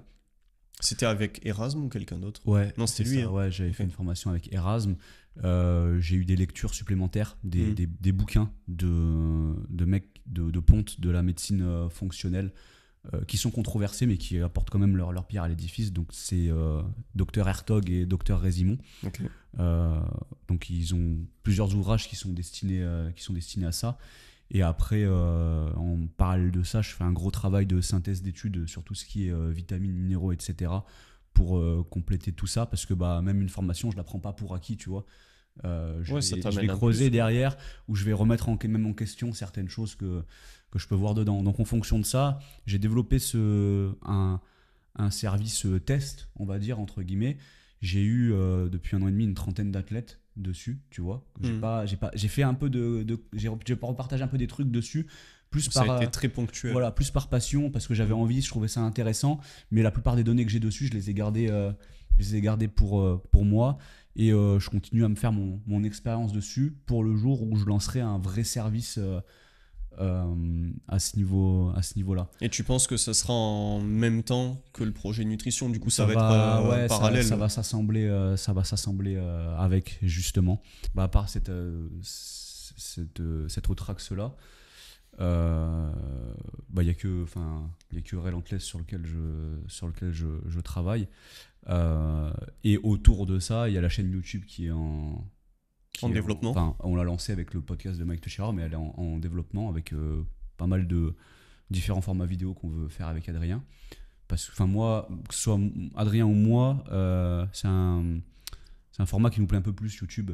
Parce que tu as plus de temps pour t'exprimer et faire passer ton idée. C'est ça, moi j'aime plus les formats longs, tu vois, de base. J'aime plus consommer des formats longs et produire des formats longs parce que j'aime bien développer ma réflexion, etc. Chose que tu peux pas forcément faire sur Instagram, ou même si tu le fais. À l'époque, j'avais fait des réels sur Instagram de 20 minutes, tu vois. Mais tu te rappelles les entre-coachs? Les premiers. Pas les entre-coachs, ils duraient 10, 15, 20 minutes. Ça marchait plutôt bien. Hein. Ça a bien ça fonctionné. Plutôt bien. Ouais, ça a fonctionné plutôt bien. C'est vrai. C'est vrai. Mais si tu fais des formats encore plus longs... En fait, tu auras moins de rendement sur cette plateforme. Enfin, c'est-à-dire que Instagram, c'est pas fait pour. Ouais. Donc, tu as envie de faire autre chose, tu mets sur YouTube. Tu te poses plus facilement sur une vidéo de 30 minutes sur YouTube. Bien sûr, ouais. Sur YouTube. Instagram, c'est du contenu rapide, tu scrolls, voilà. Du coup, on a envie de développer ça parce que moi, j'aime bien les formats longs. Et en parallèle de ça, j'avais lancé un premier e-book là, sur l'hypertrophie. Ah ouais, tu vas en faire un autre? Sur les mécanismes de prise de force. Okay. Parce qu'aujourd'hui, c'est le fait de produire, comme quand on travaille sur les séminaires, tu vois, tu développes ta réflexion et ta pensée, ça t'aide aussi à la structurer quand tu développes un séminaire. Là, moi, ça me pousse à encore un step au-dessus, structurer, non pas seulement structurer ma pensée, mais à remettre en question des trucs que tu connais, je pense savoir, et à faire beaucoup de recherches complémentaires. Parce que moi, je suis féru de ça, tu vois, de lire des études et tout. Ça, c'est vraiment un truc je le fais pas par contrainte. C'est pas une contrainte, ouais. Non, ça me passionne. Je suis content de me foutre sur PubMed ou n'importe quel site et d'aller lire sur des sujets qui m'intéressent. C'est un plaisir, tu vois. Je le fais pas par contrainte. Tu vas sur quoi à part PubMed? En fait, PubMed, c'est une base de recherche. J'utilise PubMed principalement parce que ça te renvoie après sur...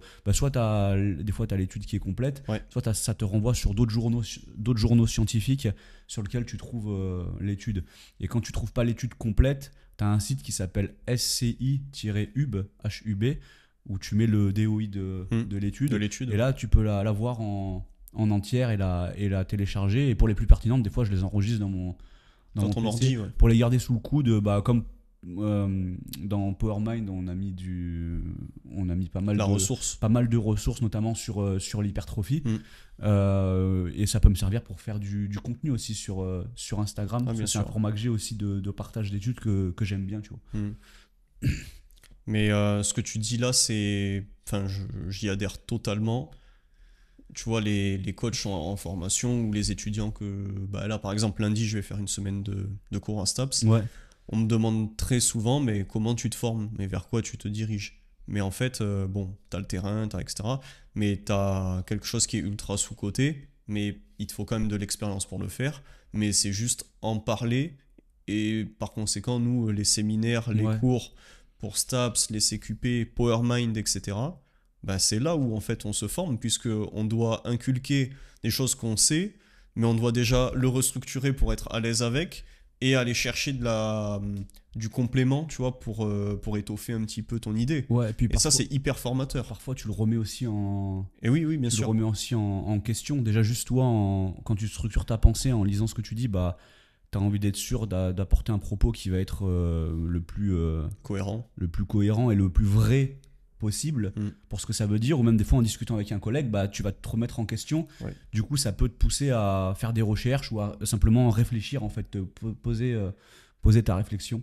Et quand tu mets à jour ces choses-là aussi, tu vois, par exemple, les séminaires de 2021, à chaque fois qu'on réanime un séminaire, généralement, on le reprend, on refait un tour, on s'appelle un coup. Est-ce qu'on a des petites choses à changer? Parce que tout ça, ça évolue, la science, etc., c'est jamais figé dans le temps, tu vois. Donc, puis même viens le mettre à jour, tu vois. Nos expériences, on prend en compétence chaque année qui passe, quoi. Du coup, nos séminaires, ils ressemblent pas du tout au séminaire du début. Ils sont basés sur la même trame, la même structure, mais ils ont complètement évolué, changé. C'est aussi pour ça que les prix augmente. Les prix évoluent. Enfin, ça fait partie de cette raison-là, quoi. D'ailleurs, prochain séminaire, si on a des Belges qui nous écoutent, normalement, on vient chez vous. Teasing. On vient chez vous pour l'optimisation et la programmation. Donc, la Belgique. Et pour ceux qui sont dans le nord de la France aussi, vers Lille ou quoi. Même Paris, c'est pas très loin. Ouais, Paris en train. C'est assez accessible. Voilà, petit coup de pub bien placé. C'est parfait. Et ok pour tout ça, et donc tu deviens pas professeur de surf, Non, même avec tes cheveux. non, même avec mes. Non, bah non, j'ai pas projet de me laisser pousser les cheveux, déjà, de mettre une perruque, mais c'est un hobby. C'est quoi un peu tes soupapes pour couper de la FA? Le surf, quand je peux. En hiver, j'aime bien les skier. Tu vas où? À Grenoble, autour de Grenoble. Ok. Parce que mes parents habitent là-bas. Si tu veux, mes parents, ils habitent à la campagne, ils sont à 30 minutes de plusieurs stations de ski. Et généralement, j'essaie d'y aller avec mon père la plupart du temps, et souvent en semaine, parce qu'il y a moins de monde, du coup, même pendant les périodes de vacances, parce que j'ai ce luxe-là de pouvoir me dire, si j'ai envie, je prends une matinée et je travaille cet après-midi. T'es tout le temps en vacances, toi, t'es coach. Ouais, voilà, c'est ça exactement. Je travaille, on est chômeurs, c'est bien connu. Donc ça en hiver, et la randonnée quand je peux aller en nature, en fait. Moi, c'est vraiment la nature, ça m'oxygène. Et plus récemment, là, j'ai pour projet de me mettre au ball-trap. Au ball-trap, voilà. Tu vas aller à Poussan, c'est pas loin. J'y suis retourné. Oui, j'ai vu. Ouais. J'y suis retourné avec le même instructeur. Avec Noël. Avec Noël. Excellent. Avec Noël. Ça s'est mieux passé que la première fois T'as pris ta licence? Moi, je vais l'apprendre. Je voulais retourner faire une session avec lui pour vraiment avoir bien la technique. Il m'a conseillé de refaire un cours et après de prendre la licence. Et voilà, c'est dans mes projets. Mais franchement, il a pas tort parce que moi, j'y suis retourné il y a quelques mois. Et on y retournait avec Momo et avec Célian et Cassandre. Parce que leur grand-père, il en fait. Et du coup, Célian, il tire super bien. Tu vois. Ah ouais, d'accord. Mais ça faisait bien 6 mois qu'on avait fait le cours ensemble. Et j'y arrivais plus. Du coup, il n'y avait pas Noël, tu vois. Et j'étais tout seul et je tirais. J'ai dû avoir 30% de toucher. Ouais, tu vois. ok, d'accord. Donc pas fou. Bah, tu sais, la première fois on était allé, moi j'avais eu du mal. Enfin, j'avais été moins. Là, t'étais plus à J'avais l'aise. eu moins de succès que Mohamed et toi. Et là, il m'a donné quelques conseils qui ont fait que sur la deuxième partie de session, bah, j'ai eu quasiment toutes les assiettes, tu vois. Donc j'étais assez content. Du coup, je me suis dit, je vais reprendre un cours pour être vraiment bien. Et après, je vais éventuellement prendre ma licence. Et si vraiment ça me plaît, peut-être que j'investirai à m'acheter un fusil, le matériel ou un calibre 12. Voilà. Ok. J'en serais content. Mais ça aussi, c'est une activité. En vrai, tu vois, là-bas, tu le fais en nature. C'est trop bien. Il n'y a personne. Là, t'es tout seul. Dans la montagne. Dans de la garrigue et tu dégommes des assiettes. Enfin, c'est génial, quoi. Ça t'oxygène tu penses à rien, en fait, quand tu fais ça. Beaucoup plus difficile qu'il n'y paraît, par contre. Ouais. Beaucoup plus. Ok, et toi, c'est quoi un peu ta structure là? Du coup, tu m'as cité différentes activités. Comment tu t'organises? Est-ce que tu vas chercher à te laisser une petite partie de détente de ce type-là chaque jour, et chaque jour tu arrives à placer un moment off ou un moment où tu coupes? Est-ce qu'à l'inverse tu vas plutôt te dire ouais, pendant 2 semaines aucun moment off, j'y vais à fond et ensuite je me prends 2 jours d'affilée? Comment tu t'organises pour avoir de la fraîcheur mentale et tenir dans le temps vis-à-vis de ça? Alors la plupart du temps j'essaie de prendre, quand c'est possible, j'essaie de prendre un jour off par semaine. Ouais. Ok. La plupart du temps, par exemple le dimanche. Ok. Ce qui n'est pas toujours le cas, parce que bon, imagine que je vais aller faire du surf et qu'il n'y a pas des vagues tout le temps, tu vois. Oui, tu le prends pas là, quoi. Donc si c'est jeudi, jeudi matin, je vais prendre ma matinée et du coup, je vais peut-être travailler le dimanche matin, tu vois. Ou si je vais chez mes parents et que mon père il veut aller au ski le mercredi parce que lui il a pris sa journée, le mercredi matin je vais pas bosser, mais par contre le dimanche matin je vais travailler, tu vois. Ouais. Je vais m'organiser comme ça, tu vois. J'ai mon jour libre sur lequel je vais rogner si jamais pendant la semaine je dois m'ajuster en fonction, en fait, tout simplement. Et après j'essaye dans l'année de prendre quelques semaines de vacances pour couper. Jamais assez. Oui, comme d'habitude. J'essaye de. Tu vois, là, je suis parti une semaine. C'était ma première semaine de vacances de l'année. Ouais. Tu vois, où je coupe, quoi. Et une semaine. Voilà. L'année dernière, c'était cet hiver en décembre. Donc, voilà. Voilà. Il faudra un peu plus, mais comme tu le sais, comme moi, que c'est difficile. C'est pas que je fais ce travail-là, c'est difficile d'accepter de couper, surtout quand t'es pris dans plein de projets en même temps, quand il y a le rythme des compétitions, etc. Et dans tes journées, est-ce que tu arrives à avoir une structure fixe que tu conserves à chaque fois ou t'as tes journées qui vont tout le temps se moduler au fil du temps? Non, ouais, j'ai une structure fixe qui peut être modulée, du coup, mais sur base d'une structure fixe, parce que je pense que c'est super important pour être productif. Ok. Et que quand tu travailles comme ça de toi-même, que tu n'as pas de patron ou quoi, tu es ton propre patron, si tu te fixes pas quelque chose, tu as tendance, enfin, en tout cas moi, j'ai tendance à être moins productif. Ok. Donc dans la journée, de base, j'essaye de faire les tâches les plus importantes en fait, qui sont les programmations et les retours dans la première partie de la journée, si possible, tu vois, quand c'est possible. Si ça déborde, ça déborde. Et après, comme ça, j'ai la deuxième partie de la journée qui est allouée à mes projets annexes, aux réseaux sociaux, à ma propre formation et voilà, à tout le reste. Quoi. Ok. À tout le reste. Et on va dire que après, je suis un peu plus chill parce que je sais que les tâches les plus importantes Sont faites. voilà, sont faites. Après, ça peut, selon le déroulement de la journée ou quoi, ça peut être amené à changer, mais ça, c'est ma base de travail. Donc, par exemple, aujourd'hui, on fait le podcast, là, c'est entre midi et deux, mais je vais faire le plus gros de mon travail en fin de journée, dans l'après-midi. Tu vois, là, bon, j'ai changé ma routine, mais j'ai quand même une routine et un planning qui était prévu, du coup. J'ai perturbé l'écosystème. Non, parce que je suis un perturbateur. Non, parce que je pense que comme moi, avec le temps, t'apprends à être, Bien sûr. t'apprends à être flexible, tu vois. T'apprends à être flexible. Juste, moi, j'ai un petit calepin là-bas où Tu fais à l'écrit, ma semaine elle est prévue. Toutes les fins de semaine, en fait, je prévois ma semaine D'accord. à l'avance et je sais tous les jours ce que j'ai à faire. Comme ça me permet d'être efficace et de procrastiner le moins possible, parce que forcément ça. Je sais pas toi, mais ça peut arriver, quoi. Oui, de toute façon, la procrastination, qui n'en a pas, c'est pas possible. Mais par contre, ouais, moi, j'ai une approche qui est quand même pas mal différente de la tienne, dans le sens où si je prends une année entière, mes journées se ressemblent rarement. Le seul pattern que j'ai, c'est le côté réveil, manger, marche avec le retour. Et après, par contre, ça change très régulièrement. Ouais. Après, tu as aussi beaucoup de projets parce que parallèles. Ouais, voilà, c'est ça. En fait, c'est les activités, le nombre d'activités et de pôles différents qui fait que la structure change beaucoup. Et j'ai plus cette approche pareil au niveau du repos. Tu vois, tu as ton jour dans la semaine prévu. Et moi, j'ai plus cette approche de grinder durant une période.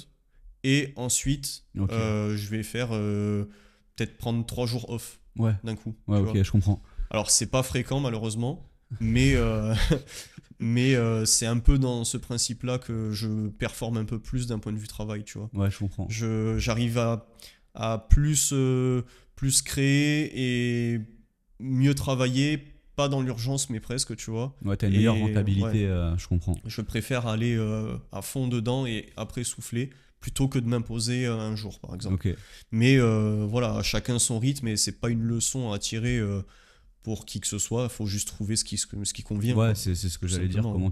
Comment t'arrives à être le plus efficace. C'est parce que c'est même pas le temps c'est pas le temps alloué au travail qui compte. Oui. C'est l'efficacité en fait et le rendement que tu vas mettre dans tes tâches en fait. Et pareil, tu vois, je pense toi t'es un peu plus comme ça.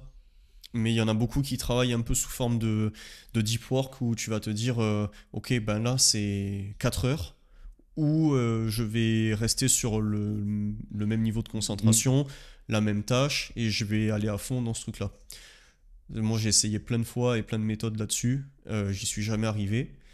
Et en fait, ce qui fonctionne pour que je sois performant et que je garde ce côté créatif et un haut rendement, c'est que tu arrives sur mon bureau, il y a les 3 écrans. Chaque écran, il est ouvert avec quelque chose de totalement différent. Et mon téléphone aussi. Donc, c'est-à-dire que mon téléphone, il va être tout le temps mis sur Insta, en non-stop quasiment. Au moins tous les messages, parce que j'ai beaucoup de messages qui arrivent dessus pour X projet ou autre. Tous les messages sont directement allumés, quoi. Enfin, j'ai mon téléphone qui est tout le temps allumé pour ça. J'ai tout le temps WhatsApp qui est allumé sur la gauche. Et je vais avoir un côté le Notion par exemple à droite et en face je vais avoir une programmation et en fait ou Gmail ou peu importe et en fait mon cerveau fonctionne bien quand il pète un plomb et qu'il est sollicité partout dans tous les sens parce que pendant 3 minutes je vais être à fond sur une tâche 3 autres minutes ou 10 autres minutes, j'en sais rien, tu vois. Je vais être à fond dans une autre. Et vu que les fenêtres sont courtes, j'arrive à m'impliquer à fond dans chacune. Ouais, tu switches. Ouais, alors que si je prends 2 heures sur le même, hormis les programmations, là c'est un peu différent, mais sinon, si je prends 2 heures sur la même tâche, j'ai tendance un peu à, pas à m'ennuyer, mais à me lasser, tu Ah ouais, vois. ok. Et du coup, je baisse en régime. Ah, moi, Genre, je me mets en vitesse de croisière et j'avance, mais moins vite. Alors que si je suis dans le speed, j'avance vite sur des petites tâches à chaque fois, tu vois. Moi, je suis à l'opposé. Et ouais, C'est je un sais, ouais. focus sur une tâche. Par contre, si je me fixe un temps, tu vois, Mm. ça veut pas dire que je vais bâcler, mais je me fixe une limite de temps et je me dis après, je passe à autre chose Ouais, en fait. ok. Là, j'arrive vraiment à être focus et à être efficace. Parce que si je me fixe pas de limite de temps, genre, si je me dis pas là, de 10h à midi, je fais mes feedbacks et il faut qu'à midi, ce soit fini. ouais. Fini. Tu prends plus ton temps. Exactement. Exactement. C'est pour ça que dans ma journée, bah, j'essaye en plus de ça de me programmer d'autres tâches. Enfin, Oui. j'ai d'autres tâches à faire, mais je les note sur papier. Je sais qu'après, je dois passer à une autre tâche et ça me permet d'avoir cette efficacité-là, en fait, d'une tâche à l'autre. Ok. Rien à voir, mais t'es parti au. T'as fait les championnats du monde universitaire à Istanbul. Ouais, C'était en août. ouais. T'en as pensé En quoi? juillet. Juillet? Juillet. Fin juillet, Ouais, ouais. juillet, ouais. T'en as pensé quoi de la compète en elle-même? T'es déjà allé en compète inter IPF classique. Oui. T'en as pensé quoi de U versus IPF? Est-ce que pour toi il y a une différence? Est-ce que t'as pas perçu de différence? Comment tu vois la chose? Non, il y avait pas, enfin, j'ai pas vu une énorme différence. Là, c'était assez bien fait. Sachant que bah, c'était à l'hôtel Radisson Blu, je crois. Oui. Et enfin, tous les athlètes logeaient dans cet hôtel-là. Et la compétition était dans cet hôtel. Donc Mhm. c'était très pratique pour les athlètes. En plus, il y avait un sauna dans l'hôtel. Donc tout était très bien fait. La scène était bien faite. Ce qui changeait, c'est qu'ils avaient fait un système où il fallait payer pour aller voir la compétition pour les gens extérieurs. Nous c'était pareil aussi. Voilà, et du coup, ben, pas grand monde. Déjà que ça attire pas énormément de monde, surtout une compétition universitaire. Donc là, il y avait encore moins de monde et ça c'était générateur de quand même assez peu d'ambiance. Il y a des jours où il y a eu des grosses barres, bah, t'avais pas beaucoup Ouais. d'ambiance. Après, au niveau du setup général, sur la salle de chauffe, sur le devant de scène et tout, bah, c'était comme n'importe. Enfin, j'avais accompagné Joël à la WEC, aux Europes et au monde en Lituanie. Bah, c'était C'est sensiblement pareil. sensiblement pareil. Alors les mondes c'était un peu mieux, tu vois, et même les Europes peut-être au niveau de la salle de chauffe, etc. C'était où en Lituanie? Dans Drunkunsky là, ou un truc comme ça? Ouais, quelque chose Ok, comme j'y suis ça. allé aussi, ouais. Ouais, Et c'était le complexe il est beau, avec le stade et tout à côté. ouais, dans la nature un Oui, peu là, tu roules. c'est bon, c'est Là, bon. là, c'était vraiment, C'est bien là-bas. c'était vraiment bien là-bas. Bah, les Europes, ils sont encore là. Ok, sachant que voilà, t'avais tout le plateau avec l'estrade derrière en mode spectateur. Ouais, Enfin, ouais. c'était vraiment, là, c'était vraiment bien. C'était Ok. vraiment bien. Euh, Après, voilà, j'ai pas vu une différence. J'ai pas trouvé ça énormément différent de la WEC ou des Europes. C'était même mieux, je trouve, parce que c'était dans l'hôtel, tu vois, donc plus pratique. Moi, je trouve ça bien le système U quand même. Même si tu sais que bon voilà, il y a un gap de performance et il y a moins de performance par rapport à un IPF classique, Ouais. même un IPF junior, généralement en U, Mm. ils sont moins forts. Je trouve ça bien de donner l'accès, tu vois, à ce genre d'expérience et d'événements à des athlètes qui ont un niveau, un step un tout petit peu en dessous de l'interclassique, Ouais, tu vois. ouais. Ça reste une compète inter quand même. Ouais, bah après, il y a du niveau, attention, Ouais, hein, ça reste c'est pas une facile. compète inter. Et si on compare il y a quelques années, quand Mm. j'avais commencé le coaching, j'avais pu accompagner quelques athlètes sur des mondes U. Je Ouais. l'avais pas coaché, hein, mais je les avais accompagnés. Il y avait, à l'époque, il y avait Victoria qui les avait fait, il y avait Sofiane et il y avait Nicolas Hamé du club de, Hamé, c'est vrai. ouais, du club de Vitrolles. Mais il y Et- avait Inès qui avait participé. Ouais, ouais, Et c'était ouais. la première enfin une des premières compètes de Perkins. Ouais, exactement. Et il avait marqué le record du monde deadlift à ce moment-là. Et le record tenait encore il y a moins d'1 an. Ouais, ouais, exact. Et bah ça a plus rien à voir déjà là. Enfin, comme le reste du sport, ça a beaucoup évolué. Là, t'es vraiment, enfin, ça faisait beaucoup plus cheap que là, c'est une vraie enfin, tu vois que t'es sur une vraie compétition internationale de calibre IPF, même si même si c'est universitaire. Ouais, c'est pour ça que je voulais avoir ton avis dessus, parce que je trouve que ça a vraiment évolué ce Ouais. côté U. Ouais, non, c'était une belle compétition. C'était une belle compétition sur l'organisation et tout l'ensemble. En parlant de U, du coup, on parle généralement d'athlètes de très bon niveau ou haut niveau quand ils accèdent à ces compétitions-là. Il y a quelque chose, je trouve, qui est inhérent à cette pratique disons, du haut niveau, ou en tout cas national, bon national, tu vois. C'est moi ce que j'appelle un peu le point de pivot, entre le moment où l'athlète va faire un gros run jusqu'à l'atteinte de ce niveau-là, tu vois. Hmm. Et le point de pivot où on va avoir une pratique qui va être de plus en plus parfois un peu néfaste, tu vois. Ouais. Et un côté, je sais pas si on peut appeler ça le mindset, mais une approche générale qui va devenir un peu contre-productive. Et justement, ce point de pivot qui est essentiel pour passer le relais et se projeter vers la suite. C'est là où tu vas avoir les saturations de certains athlètes, les dégringolades de performance, le côté physique où tu vas avoir plusieurs petits pépins consécutifs. Ouais. Toi, ça t'est déjà arrivé, peut-être avec certains athlètes. Hmm. Comment tu gères un petit peu cette période C'est quoi un peu peut-être tes prises de repères, tes marqueurs où tu te dis, ok, là, on est peut-être sur ce fameux point de pivot, ou est-ce que c'est juste quelque chose de passager? Et qu'est-ce que tu vas chercher plutôt à mettre en place pour en sortir Déjà, tu parles de point de pivot, mais en termes de programmation, Faire un pivot? déjà établir un. Ok. J'ai des athlètes qui sont traumatisés avec ça, mais établir un pivot en fait pour rafraîchir l'athlète physiquement et psychologiquement et lever les contraintes. Parce que pour moi, plus tu évolues en tant qu'athlète du coup vers ce niveau-là, plus la périodisation elle devient Compliqué. ça devient un facteur clé en fait du succès et de la réussite de l'athlète, parce que tu dois faire que ton athlète il soit vraiment prêt au bon moment. Et sans parler, même si on occulte le côté physique, il y a le côté psychologique, tu vois. Et le fait d'enchaîner et d'être dans cette dynamique-là où tu dois tout le temps tout maximiser, c'est usant mentalement. Et il y a un moment donné où tu te retrouves avec un athlète qui passe de je dédie toute ma vie à ce sport parce que j'ai cet objectif à là j'ai plus envie en fait. Et toi tu veux tout faire, même si des fois c'est pas possible, pour que l'athlète il arrive pas à ce point-là de dire je dédie toute ma vie à ça, à j'ai plus envie, tu vois. Mais quand ton athlète il est dans ce mode-là où je dédie toute ma vie à ça, arriver à lui faire prendre un pas de recul, c'est compliqué. C'est compliqué. C'est très compliqué parce que l'athlète ne l'entend pas toujours de la bonne oreille. Et là, c'est un challenge en fait. C'est un challenge constant. C'est une discussion à avoir avec l'athlète. Et des fois, tu essayes soit d'imposer des choses pour le bien de l'athlète, soit de trouver des compromis, parce que tu sais que sinon, ça va pas. Ton athlète il va pas avoir le bon niveau d'adhésion. C'est ça qui est bien aussi quand tu prends un athlète du début, tu l'as à sa genèse en powerlifting, tu vois, parce que tu peux instaurer ces phases on va appeler ça une phase de décrochage, tu vois, mais volontaire de ta part, et que cette phase-là elle soit normalisée et comprise, tu vois. Là j'ai 2 exemples qui me viennent en tête.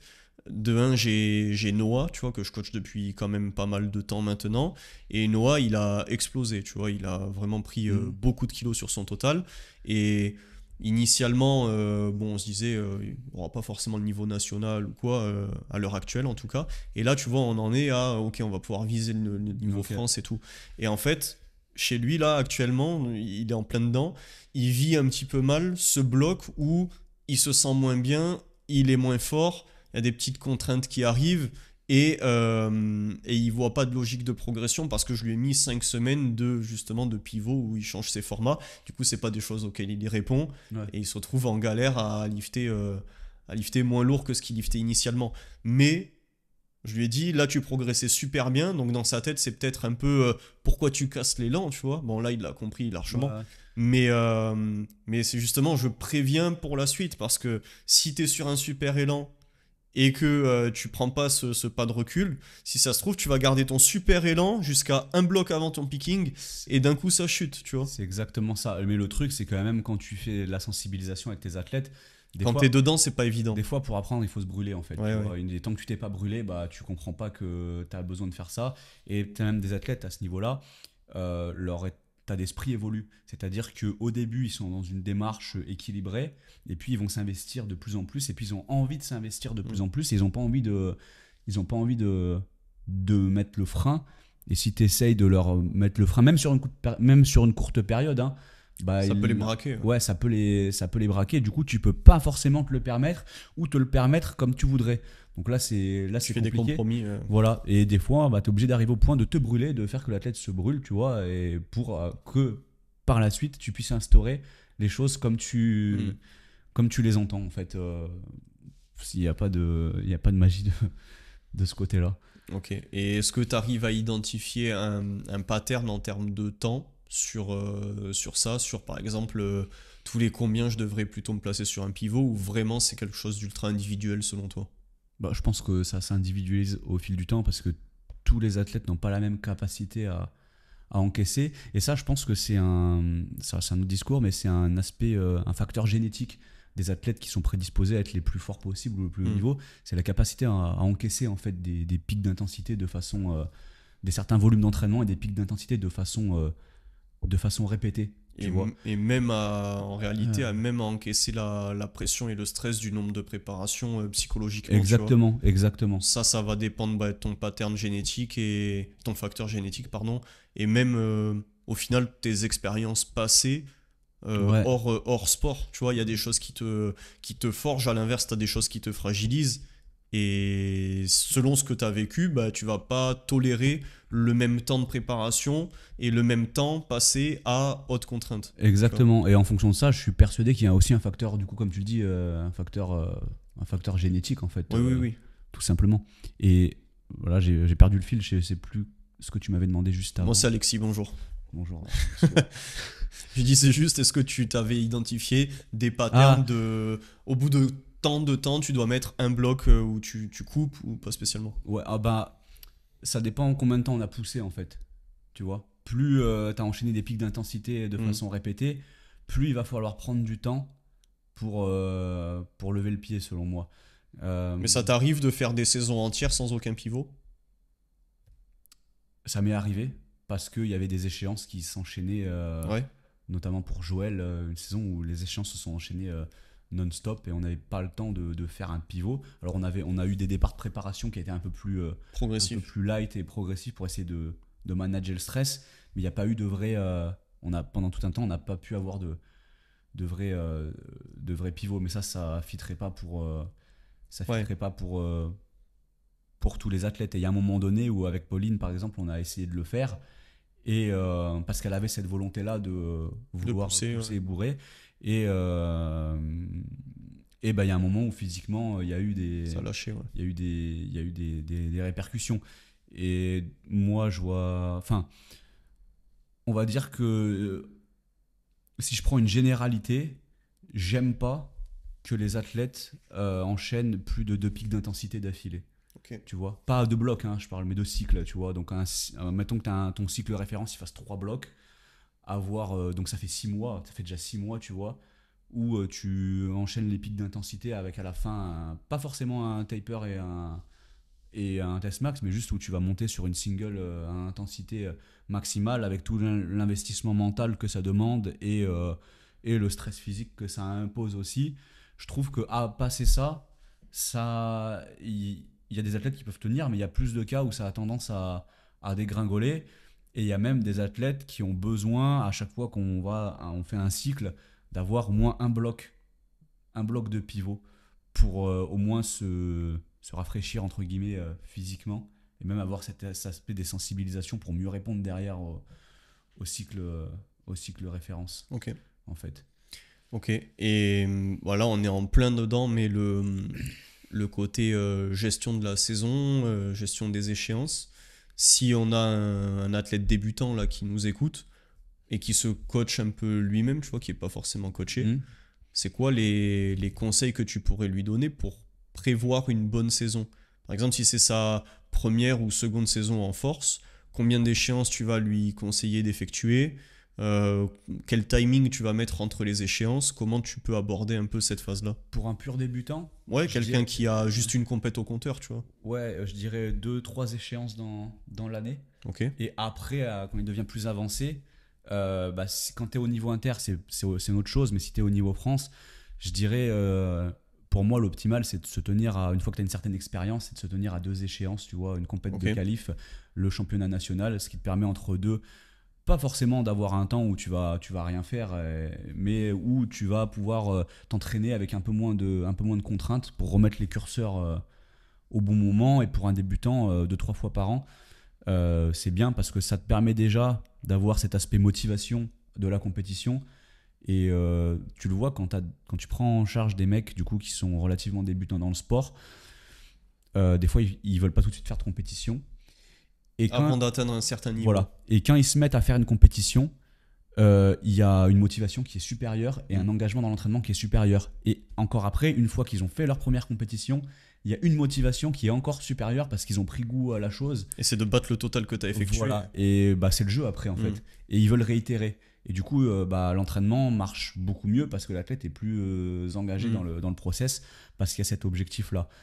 Un débutant, il a aussi moins de contraintes, donc il récupère mieux, donc il peut se permettre de faire un peu plus d'échéances sur la saison à moindre frais, en fait, si on peut dire, et profiter de cette période-là pour accumuler pas mal d'expérience, tu vois, pour que le jour où il soit au niveau national, déjà, il est déjà accumulé pas mal de compétitions et qu'il soit vraiment à l'aise avec ça, en fait, tout simplement. Après, on a des athlètes qui passeront jamais niveau national, quoi qu'il arrive, tu Ouais, vois. ça c'est une vérité. Il n'y a pas de problème avec ça. Non. Mais du coup, tu les garderais sur une compète tous les 4 mois à peu près au long terme, quoi. Entre 2 compètes tous les 6 mois et... Ouais. Pardon, une compète tous les 6 mois, donc 2 par an, ou C'est une ça. compète tous les 4 mois, 3 par an. C'est ça, selon ou enchaîner 2 compétitions, parce qu'il y en a qui répondent bien à ça aussi.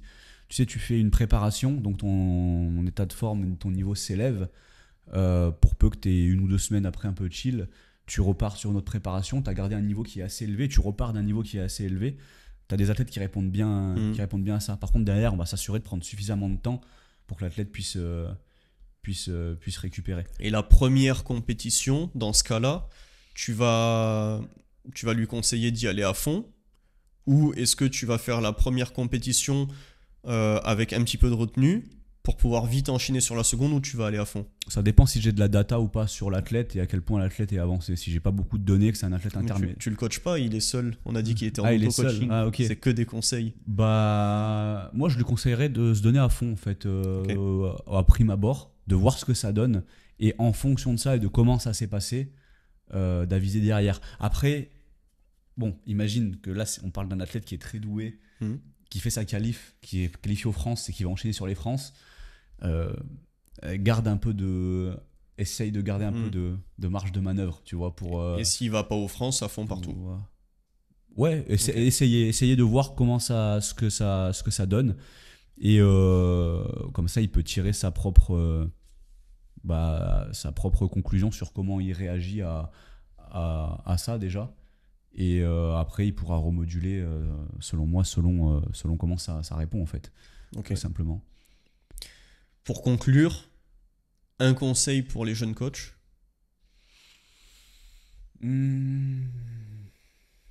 Attends, je réfléchis. Conseil pour les jeunes coachs. En fait, attachez-vous à produire déjà du résultat pour vos athlètes, à élever votre niveau en tant que coach, en fait, pour produire plus de résultats à vos athlètes. Et si vous produisez du contenu en déca de ça, à essayer de ne pas réfléchir à ce qui va être le plus marketable, mais à produire de la valeur. Parce que là, tu peux pas te tromper, en fait, en fonction de ce que tu as et de ce que tu possèdes au moment M. Ok. Voilà. Un conseil pour un jeune athlète? De pas brûler les étapes. C'est quoi les étapes? Alors non, je vais le reformuler, mais de chercher, le meilleur conseil que je pourrais donner, c'est de chercher à faire du tradi. à avoir un rythme de progression le plus constant possible, et à pas chercher à vouloir c'est difficile à entendre quand tu débutes, mais pas chercher à vouloir exploser tout de suite, parce que c'est ça aussi qui est le vecteur à avoir plus de fluctuations. Fluctuation, blessure, Voilà, et motivation. Quand tu as des blessures, tu développes des fragilités, tu es beaucoup moins constant après que si tu as une courbe qui est comme ça. C'est beaucoup moins vecteur à développer des blessures. Structurellement, tu as beaucoup plus de temps d'adaptation. Et je pense que tu peux aller beaucoup plus loin comme ça. Donc ça, ce serait mon conseil principal. Très bien. Merci pour ces conseils. Et du coup, vous pourrez nous retrouver ensemble, donc comme on a dit, sur les séminaires en Belgique, sur PowerMind Expert. Donc Flo a participé à une des 2 nouvelles formations, donc sur la programmation. Exact. Et puis en compétition, sur les championnats de France. Et puis voilà. Et dans les précédents podcasts qu'on a pu réaliser. Et les futurs peut-être, on verra bien. Sûrement les futurs podcasts qu'on réalisera. Merci à tous pour votre écoute et puis on se dit à la prochaine pour un prochain épisode.